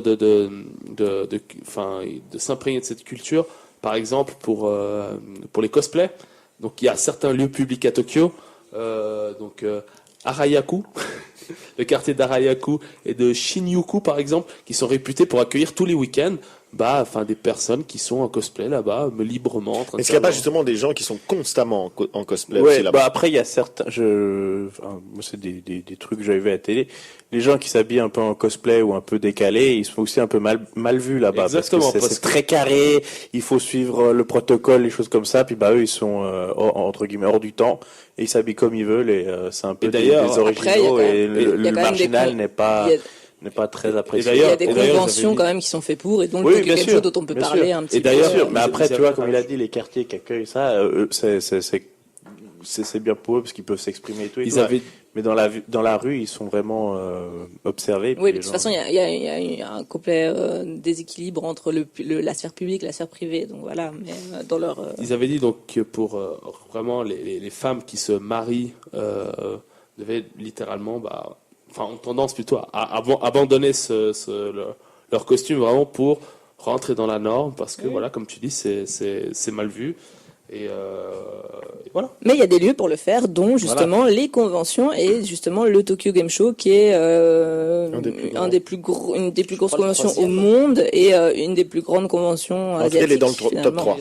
Exactement. Et ça a commencé d'ailleurs en 1996, la première édition, et cette année ça se tient du 20 au 23 septembre 2019. Et apparemment, il y a des gens qui sont allés. Et d'ailleurs, on avait eu notre invité qui avait présenté son jeu indépendant là-bas.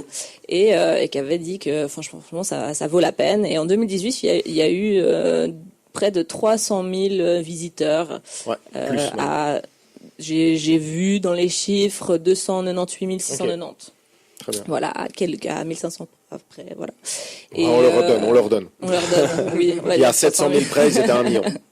On leur donne. Mais c'est vrai que de plus en plus, forcément, il y a toujours cette concurrence entre guillemets avec le 3 qui a fait que maintenant il y a vraiment 2 salons un peu différents où tous les gros studios, les gros développeurs ont presque abandonné le Tokyo Game Show et font les annonces uniquement à l'E3. Même Nintendo depuis 2001. Mais Nintendo depuis 2001 quand même a mis sa com à l'E3 alors que tu vois ils sont vraiment de là-bas. Et du coup, le Tokyo Game Show est plus parti vers tout ce qui était cosplay, accent sur la scène indépendante, orientation mobile justement de tous les jeux mobiles. Donc ça c'est vraiment ce qu'on retrouve. On peut tester plein de jeux, mais après c'est clair qu'en termes d'annonce, il sera moins influent qu'un autre, même s'il est super populaire, quoi. Ouais, c'est comme ça. Mais c'est très juste. Je crois qu'il y avait le Paris Games Week d'ailleurs qui était dans les top 3 aussi. En termes d'affluence. Non, ils sont 5e. Ouais. Il y avait Tokyo Game Show, Taïwan. Parce que Paris Games Week, on a fait plus de 300 000. Oui, 365 000. Parce que le 3 est pas dedans. Non, je parlais pas de l'E3, je parlais. Non, le 3 il est loin. Le 3 il est normal. Mais je sais pas si le 3e c'est le Brésil. Le 4e c'est à Cologne et après il y a la Paris Games Week en 5. Mais bon, c'était les chiffres de l'année dernière et peut-être que c'est pas les bons chiffres. Je ne sais pas, j'ai pas vérifié un deuxième chiffre. J'irai vérifier pendant la prochaine. Pendant la prochaine musique plutôt. Je pense qu'on a quand même fait le tour là de tout ce qui est Japon. Vous avez quelque chose à rajouter sur le Japon? Pas spécialement, non. Non, jusqu'à c'était aussi les compétitions de cosplay. Bon après ils ont des jeux un peu chelous. Bon moi j'ai juste un truc à rajouter en fait. Ils ont des jeux hentai. Oui. C'est pas de ceux-là que j'allais parler. Ça, Léandre. Non, dis-nous en plus. Léandre, c'est que Léandre ne joue pas aux jeux hentai, il regarde les films. C'est même pas pareil. Même plus. Mais bon, comme on a parlé avant, il y avait vraiment cette contradiction entre un peu sphère publique, sphère privée, surtout le tabou de l'érotisme et tout. Et du coup, ils ont des jeux érotiques, un peu pornographiques. Il y a un jeu, là, j'ai plus le titre. C'était un jeu qui est sorti sur PS4 exclusivement au Japon. Parce que dans ce jeu-là, t'avais... Je sais très bien le jeu quel c'est. Non, le titre, je l'ai pas. C'est un titre en japonais. Je ne parle pas japonais. Je parle pas anglais. Je parle à peine français. C'est clair. Et dans ce jeu, le track, c'est la meilleure défense qu'il ait faite jusqu'à présent. Ouais. Parce qu'il a peur. Dans ce jeu-là, il peut l'écrire. Non, juste parce que je peux le retrouver. Tu t'incarnes un lycéen qui arrive sur une île et tu retrouves ton pote d'enfance et ton pote d'enfance te convainc de te faire filmer toute la journée. Puis dans le jeu, tu peux perdre ta virginité en public, tu peux faire l'amour avec des chiens, des vaches, tu peux coucher avec ton professeur, tu peux abuser sexuellement de tes amis ou de tes amis. Il y a vraiment tout ce que tu peux faire dans le jeu. Oui, amis et amis. Ah, ok, d'accord, j'ai compris que tu te fais des désamis. Non. Et amis après ça, ce qui est normal. Et sur Amazon Japon, tu pouvais déjà lire que ce jeu était exceptionnel, qu'il était divin et tout, mais c'était vraiment pour le public japonais. On précise quand même que abuser sexuellement de ses camarades, ce n'est pas bien. Non. Voilà. Non, je préfère. Après, au Japon, ils ont une approche sur la sexualité qui est différente de nous. Ensuite, j'allais dire, il y a un truc par rapport au Japon. J'attends avec impatience le prochain RPG. Dragon Ball. Voilà. En parlant de Dragon Ball, t'as un jeu DS qui n'est jamais sorti en Europe et c'était un jeu Dragon Ball. Voilà. Je vais te sortir le titre. Bon, c'était un jeu de combat, bien sûr, basique. Et du coup, en attendant que Léon nous trouve son jeu, juste un truc, c'est quand même que là-bas, particulièrement vu que c'est hyper répandu, hyper commun, il y a quand même beaucoup de problèmes de recluement social. Genre au Japon, ceux qui se recluent complètement et qui jouent plus qu'aux jeux vidéo, tu vois, chez eux, il y a un terme pour ça, c'est les otaku. Enfin, il y a vraiment une addiction, comme on en parlait avant, avec la Chine qui essaye de limiter ça, avec il y avait des genre cybercafés à Séoul où tu pouvais dormir, manger, machin. C'était ça s'appelait Third Place. En gros, c'était leur lieu de vie, quoi, qui poussait un petit peu à ça. Donc, ils ont quand même tellement la culture du jeu vidéo qu'il y a encore plus de problèmes quand même d'addiction et de retrait social, parce que comme justement la société en termes de liens humains, c'est peut-être un peu différent d'ici ou un petit peu plus compliqué à en faire. Du coup, ils se mettent à fond dans les jeux justement en jeux virtuels et ça, c'est un petit peu négatif. Il y a un fait divers, enfin un cas extrême de ce jeu, qui est arrivé en Corée. Donc c'est un bébé de 2 ans a été admis aux urgences parce que ça faisait 10 jours qu'il ne mangeait pas, parce que ça faisait 10 jours d'affilée que son père jouait à la console. Et là, il se prive de sommeil pour jouer, à l'époque, donc voilà. Mais du coup, on a fait le tour un petit peu de tout ça. On dit aussi que ces gens-là, on parle aussi de syndrome du hikikomori. C'est quelque chose qui sort aussi, qui vient justement de là-bas, et où il y a aussi des sujets médicaux qui ont aussi été sortis de ça, justement pour catégoriser un petit peu ce type de personnes qui se recluent complètement sur eux-mêmes et puis qui ne vivent que dans leur virtualité. Dans leur virtualité. C'est pas lié que aux jeux vidéo, c'est vraiment toute de forme façon de générale. Oui, c'est social en fait, quelle que soit la raison. Oui, parce qu'au Japon, il y a plus de gens qui tout d'un coup, même s'ils jouent pas forcément aux jeux vidéo, n'arrivent plus à trop sortir.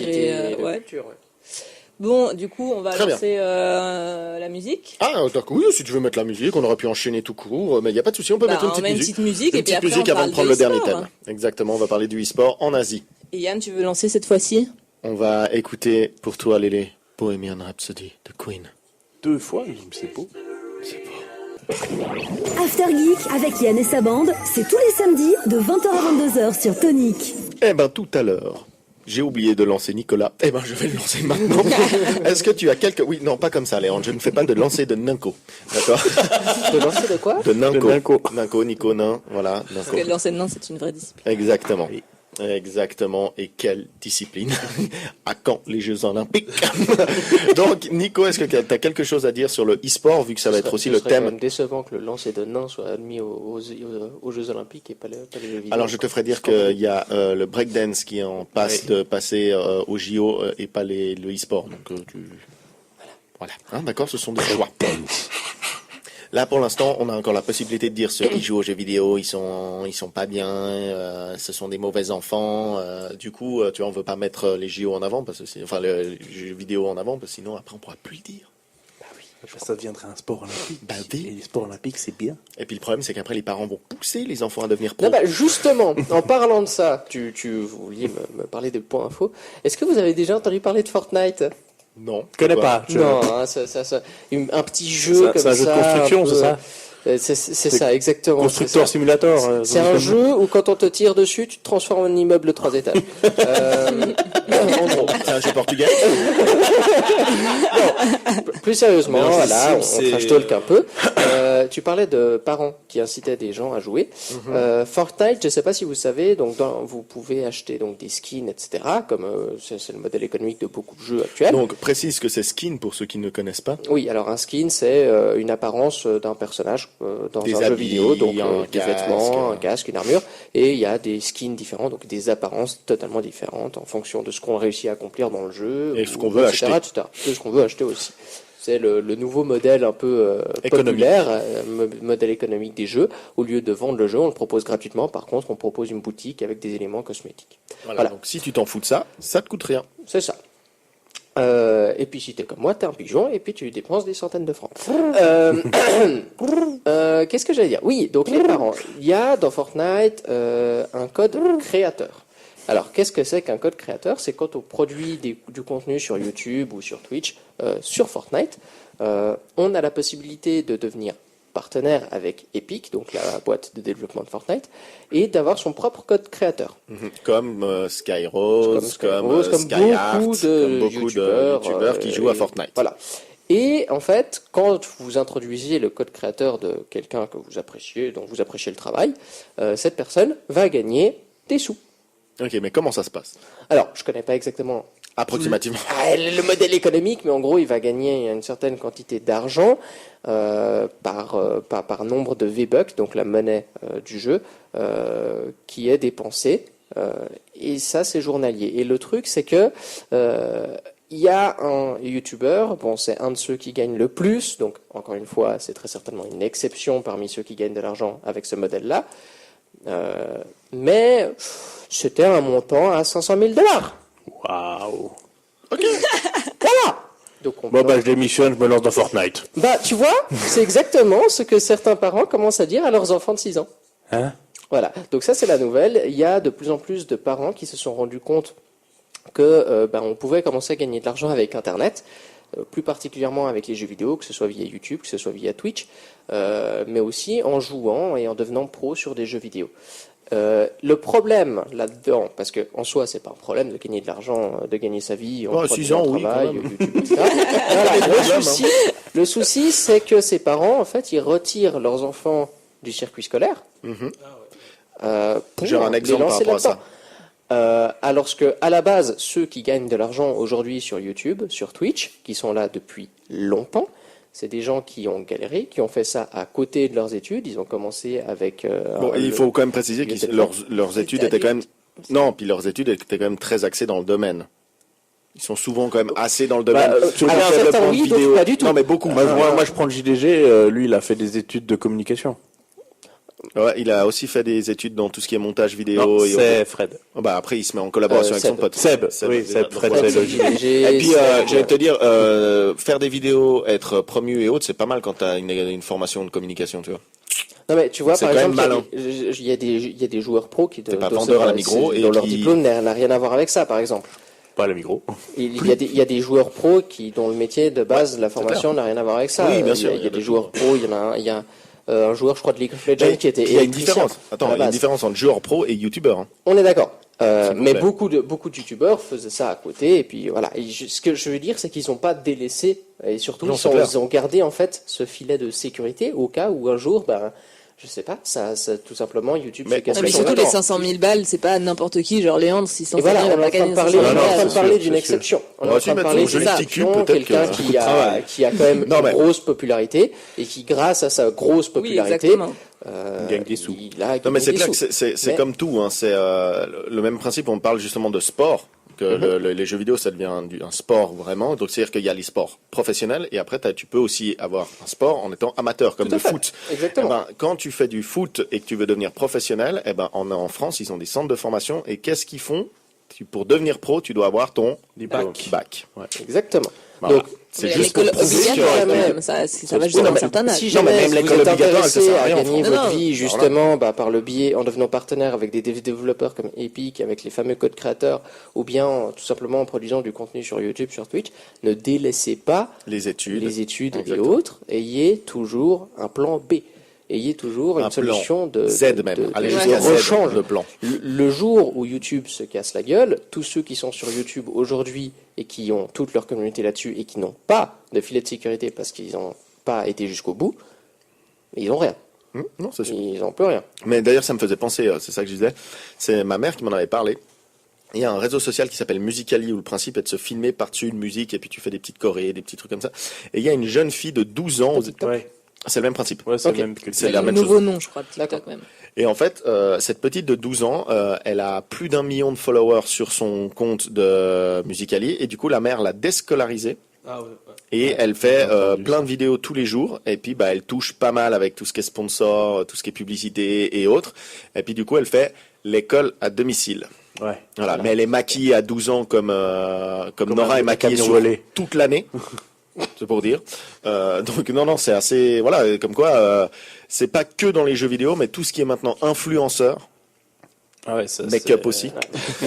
Tout ce qui est Et surtout- influenceur, c'est attention, ça peut s'écrouler du jour au lendemain. Et surtout, il faut se dire que vu que maintenant tout le monde, entre guillemets, veut C'est faire ça, Ça laisse moins de place. ça laisse beaucoup Ça moins de laisse place, moins ou dans de le sens place. où on est beaucoup plus diffus dans la masse, donc Et sortir du c'est- lot et réussir à gagner c'est sa vie un- avec, ça va devenir de plus en plus compliqué. C'est Je un refais monde- ma c'est un vanne, à monde part avec de le petit business. cul de Léandre. C'est un dur. c'est un monde de business. Donc, le jour où ces fameux partenaires qui sont venus pour vous, ils auront plus rien à gagner avec vous, ils vont vous lâcher. Oui, Non, mais mais c'est un surtout monde de que maintenant, requins. Hein. ouais, C'est Ouais, un puis monde de surtout que requins. maintenant, le buzz, la popularité est très courte.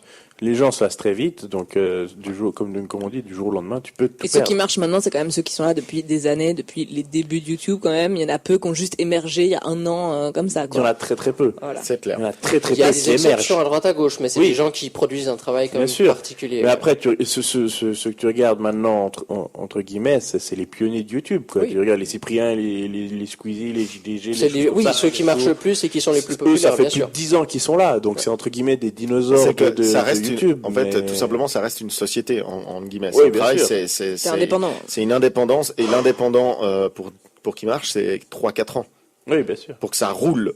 Et Pas déjà pour sur que tu deviennes YouTube, riche. genre vite Ouais, ouais. 5-6 ans. quand Donc même. YouTube, ça demandera encore plus de temps et ça demandera beaucoup d'énergie aussi. Donc c'est clair que si tu te lances là-dedans, faut être conscient que tu ne te lances pas à 100% dans le sens où il faut quand même avoir quelque chose à côté, surtout au début, parce que financièrement tu ne t'en sortiras pas Ça. au début.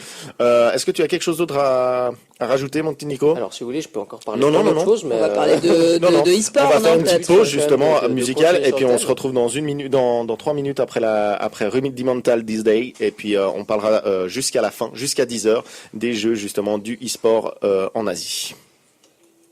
C'est maintenant dans l'After Geek. La meuf décide comme ça d'arrêter la musique quoi. Il reste 10 secondes, toi comme ça, tu dis je mets pause et je le laisse comme ça en blanc. Non, mais j'ai arrêté sur 10 Day quand même. Mais il restait encore une fois la même phrase en fait. Oui, mais je me suis dit ça traiterait en longueur. Sincèrement, La meuf, pensais elle que aime pas t'étais la réactif. chanson. non, mais sincèrement, à 3 Elle secondes décide de près. couper court. Alors, généralement, c'est pas une question de réaction, c'est une question que c'est peut-être celui qui a les manettes en main qui décide de quand même. Tu vois, c'est pas la personne qui n'a pas le contrôle du reste qui fait. Ah, je pensais que t'étais réactif. Ah bah, attends, j'ai enlevé les roues de l'avion. Je pensais que t'étais réactif, t'allais décoller en même temps. Mais pourquoi mais t'es nul. Putain, celle-là. Voilà, pardon. Celle-là. Alors, on est là pour les 10 dernières minutes. On va parler du e-sport en Asie et je vais laisser la parole à Nora du coup. Tiens, voilà, je regarde le reste du match. À toutes. Eh ben Nico, moi je vais te laisser la parole pour nous parler. On applaudit. C'est beau, hein. Grognasse. Dès qu'on ne sait plus quoi dire, on se tourne toujours vers le même. Hein. Ah là là. Oui, le sage de la bande. On se tourne toujours vers l'expérience et le talent. Voilà. Non, alors, Ouais, l'e-sport le en sage. Asie. Qu'est-ce qu'on pourrait dire de l'e-sport en Asie? Tu en as parlé un peu avant, Nora, du fait que c'est un peu les pionniers des LAN, on va dire, surtout. Après, l'e-sport a existé, en fait, dès la création des premiers jeux vidéo avec les tournois sur Pong. Ah, c'était passionnant et édifiant. Heureusement qu'il y a Overwatch qui est sorti entre-temps. Hein. Ça dépend. Donc l'e-sport en Asie, pourquoi est-ce que les Coréens sont-ils aussi forts?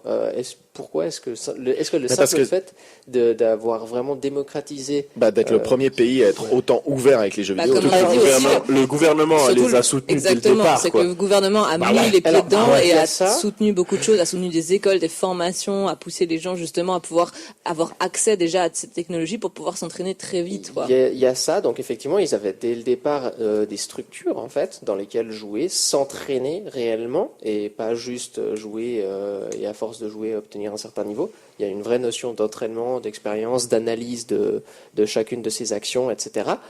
Comme n'importe quel autre sport traditionnel à haut niveau. Et il y a aussi quelque chose, c'est que actuellement, donc je vais y revenir, mais il y a l'Overwatch League. Pourquoi est-ce que je parle de ça? Parce qu'en fait, c'est la première ligue d'e-sport, tous jeux confondus, qui du coup encourage la création de clubs avec des joueurs internationaux en fait. Donc les clubs peuvent justement recruter des Coréens, des Européens, des Américains, des Brésiliens, n'importe quelle nationalité. Comme dans les autres sports. Et justement, en fait, il y a beaucoup de journalistes qui ont demandé aux joueurs internationaux pourquoi est-ce que les Coréens sont-ils aussi forts en fait? Qu'est-ce qui fait sur l'Overwatch League, il y a aujourd'hui 20 clubs, chaque club a environ une douzaine de joueurs, donc ça fait quand même 200 joueurs.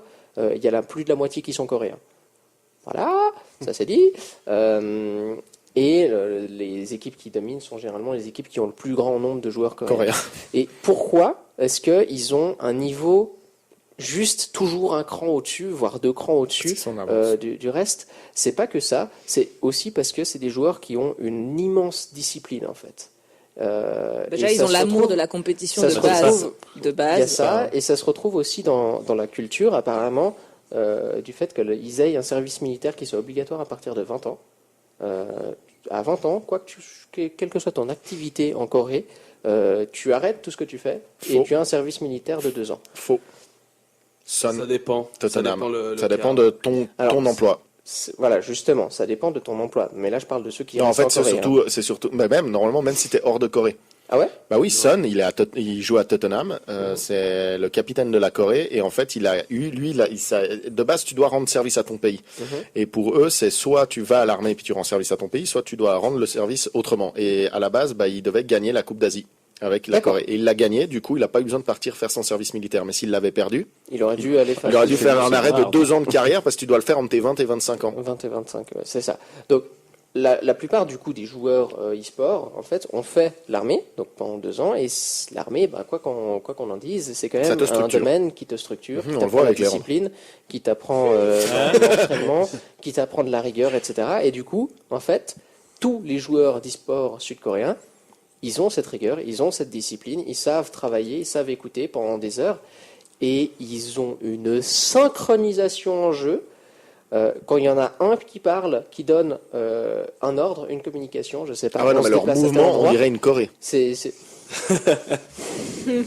que tu veux faire? Moi, je dis juste que j'ai décroché le rictus de Bastien. Donc voilà, c'est ça qui rend ces joueurs-là, en fait, vraiment au-dessus. C'est juste qu'ils ont et peut-être aussi leur apprentissage ou leur conditionnement, si on peut dire, parce qu'on est tous un peu conditionnés à la collectivité. Non, c'est vrai. À la collectivité, tu vois ce que je veux dire, c'est que la collectivité dans ces cultures-là passe avant l'individualité. Et du coup, peut-être que n'empêche que l'ego peut aussi être un frein à une équipe, dans le sens où après il faut le fait de s'oublier, d'être vraiment complètement au service de l'équipe, ça peut aussi aider peut-être. C'est une interrogation que je soulève. Oui, mais je pense maintenant quand je vois des interviews de joueurs coréens, je me dis ils ont un ego très très haut. Oui, mais au moment où le collectif, c'est par là que ça passe. C'est parce que tu sais pas ce qu'ils disent. En fait, non, c'est juste qu'avec la traduction, c'est ce que dit Léon, c'est pas faux. C'est quand on regarde des joueurs coréens se faire interviewer quand ils viennent de gagner, parce que généralement on interviewe un joueur quand il vient de gagner, pas quand il vient de perdre. Tu pourrais. C'est vraiment, dans les autres sports, t'as les deux. Ils hésitent vraiment à aucun moment à dire qu'ils sont les meilleurs. Le problème, c'est que de façon objective, c'est les meilleurs.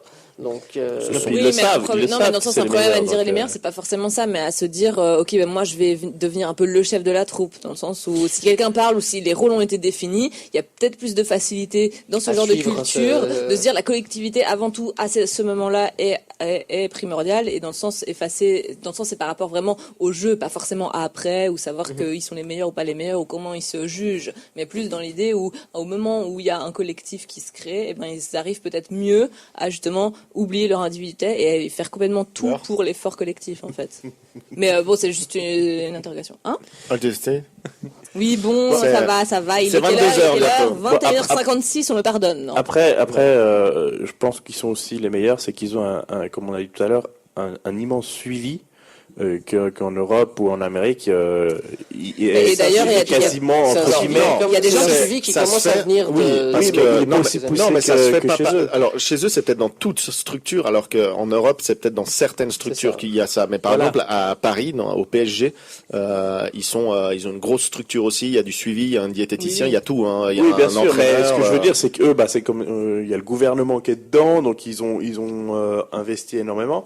Surtout, il y a des étrangers qui vont là-bas pour pouvoir se former et atteindre des niveaux.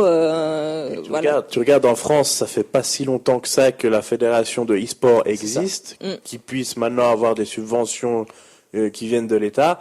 Pendant longtemps, le jeu vidéo était vu comme un truc de paria, quoi. C'était. Dans le sens, ici, on l'a vu plus. Respect. Tu regardes le journaliste il y a quelques années en arrière qui parlait des MMORPG, il a pas pris il a même pas fait des recherches, il a appelé ça le Meporg. Non, mais c'est surtout qu'en fait, ici, on avait plus le Meporg. On le voyait plus en tant que vraiment plaisir, divertissement, et que eux, ils l'ont vu tout de suite comme quelque chose de plus professionnel, quelque chose d'avenir en fait à développer. Mais nous, on l'a vu dans le sens pourquoi c'est pas pris au sérieux, parce que ça reste de l'ordre du divertissement ici dans le conscient collectif. Que là-bas, c'était tout de suite un créneau à prendre, un intérêt à avoir. Et du coup, quelles sont les solutions pour que ça devienne comme ça chez nous? Parce que c'est bien beau de comparer les deux. Non, en fait, fatalement, au bout d'un moment, ça va devenir comme en Corée du Sud. Voilà, plus en tout cas, parce qu'il y aura un sacrifice des générations. Bah oui, c'est ça. Il y aura la génération journal. Voilà. Il y a une autre génération qui est passionnée de jeux vidéo, qui est ouverte à ça. Et le gouvernement aura des gamers. C'est vrai quand tu regardes. Parce que là, c'est encore de la vieille génération des années avant les jeux vidéo qui comprennent pas. Du mal à comprendre, c'est pas grave, c'est un peu normal en soi. C'est un choc des générations. Donc, oui, c'est sûr. À un bout d'un moment, comme j'ai dit, il y aura des gamers qui seront au gouvernement, et puis ils vont dire, maintenant on fait un département de e-sport. Couche-Pain Junior, tu seras au département, tu fais ce qu'il faut pour développer. Là-bas, c'était quand même vachement plus facile de se mettre entre guillemets dans le gaming, parce qu'en termes de technologie, il y a tellement de gens qui bossaient dans le milieu technologique, peut-être beaucoup plus qu'ici, justement, dans des entreprises technologiques, dans des métiers technologiques, etc. On vite progressé, on vite installé toutes les technologies qu'il fallait. Alors, je sais pas comment ici ça s'est développé, mais on était vieux. Mais tu vois, dans le sens même en termes d'entreprise, de haute technologie, de high-tech, de machin, tout le monde, beaucoup de gens bossent là-bas et beaucoup de gens sont justement dans cet univers un peu entre guillemets geek, qui ici est plus de l'ordre du dans le sens pas original, mais un peu par-ci par-là. Tu vois, tandis que là-bas, les ingénieurs, les machins, je veux dire, toutes les grosses boîtes de high-tech, au final, ça amasse quand même pas mal de travailleurs. Et au final, tous ces travailleurs, l'intérêt qu'ils peuvent avoir en divertissement, c'est forcément un peu les jeux vidéo. Donc, je pense qu'en termes de masse de gens qui avaient cet intérêt-là, était beaucoup plus grand. Donc, c'est devenu c'est beaucoup plus vite normal chez eux que chez nous. Enfin, c'est pour ça que je dis ça, en fait. C'est clair. Et après, comme tu as dit, la vision du jeu chez nous, c'est divertissement. Moi, dans mon entourage, il y a des gens, je leur ai dit, moi, je joue aux jeux vidéo. Ils me disent, t'es un gamin, quoi. Pour eux, les jeux vidéo, c'est pour les enfants. L'image du geek, ça commence à évoluer quand même. Moi, tu me parles de jeux vidéo. Moi, les jeux vidéo, c'est pour les enfants. Tu peux avoir 50 ans, tu joues à un jeu vidéo, c'est pour les enfants. Point. Ah. Donc, chez nous, il y a vraiment une culture différente. Pas jouer aux jeux hentai que de chez eux. Mais tu es un grand enfant, Lélé. Oui, c'est ce que je lui ai dit. Je suis un grand enfant et je le resterai. Donc, mais chez eux, comme tu as dit, ils ont une culture différente. Comme j'ai dit, le gouvernement a vu un potentiel. Ils ont vu que c'était quelque chose de très populaire aussi. Et qu'en Europe, sur le vieux continent, tu as des vieux gouvernements. Pour eux, c'est il faut se dire que, disons qu'après la Deuxième Guerre mondiale, il y avait une reconstruction de tous ces pays à faire. C'est ça, ouais. Et du coup, ils ont pris le biais de la technologie, du high-tech, en fait, en avant. Ouais. Et ils sont devenus les pionniers là-dedans. Donc voilà, après, on n'est pas... Dans le sens, c'est difficile de comparer les deux, mais c'est quand même assez logique que quand même le continent asiatique domine pour l'instant, en tout cas les compétitions e-sport. Moi, je pense qu'ils le domineront toujours parce qu'ils ont quand même une très très grosse longueur d'avance. Maintenant, ce qui va être intéressant, c'est de voir l'arrivée justement un peu de la Chine un peu là-dedans justement. C'est énorme, 20 ans d'avance. 20 ans, c'est énorme, mais avec le temps, dans tout ce qui est l'informatique, c'est énorme, 20 ans d'avance. Avec le temps, tout s'en va. C'est comme ça que tu conclus l'émission. Oui. C'est comme ça que tu as commencé à la conclure. Moi, je l'ai juste terminée. C'est ça. Non, mais je pense que oui, c'est juste ça. C'est qu'en Asie, ils ont de l'avance. Alors, en tout cas, la Corée, après, les autres pays commencent à suivre. Ils sont quand même légèrement en avance sur nous, malgré tout ce qu'on peut savoir, tout ce qu'on peut croire. Mais nous, ne vous inquiétez pas, jeunes gamers. Nous y arriverons. Un jour, notre gouvernement nous suivra. Un jour, nous serons notre projet. Un jour, nous aurons tous des anneaux qui nous gouverneront. Populaire à citer actuellement. Populaire, oui, mais pas dans le bon président en sens. 2022. Exactement. Moi, un jour, je serai président de l'Europe. Ah merde, il n'y a pas de président. Du coup, ce sera pas possible. Il y a un chancelier. Exactement, je serai chanceux, tout court, pas chancelier. Du coup, merci d'avoir été là, merci d'avoir donné votre avis, d'avoir travaillé sur ce sujet des jeux vidéo en Asie. Je pense qu'il y a encore beaucoup de choses à dire, même si je pense qu'on n'est pas les premiers concernés, donc on espère avoir bien parlé de ça quand même. En tout cas, j'espère n'avoir pas trop écorché, alors moi pas, mais vous, que vous n'ayez pas trop écorché leur nom. Alors ça probablement. Bastien, oui, ça, Bastien était là, représente Bast 2, 3, 4, 8, 5, 7, je sais jamais, Lec. Hop, pseudo, Sissi représente. Merci. Luciano, on va te libérer, tu vas pouvoir aller voir Porto pendant la nuit de ta sœur. T'inquiète pas. Déjà. Non, parce que le type il fait genre, ouais, regarde ton match, machin et tout, mais ça fait une demi-heure qu'il a son téléphone sous la table pour regarder le Porto, hein. Donc, ok, tu nous m'auras pas. Je me demandais s'il regardait, il contemplait ça. Non. Ça tobe, exactement. Ça Il la cherche. Sur ces belles paroles, je vous remercie tous. On se retrouve la semaine prochaine. Et puis, je vous souhaite un bon fin. Putain, je vais y aller. Bonne soirée. Fin de week-end. Allez, à bientôt.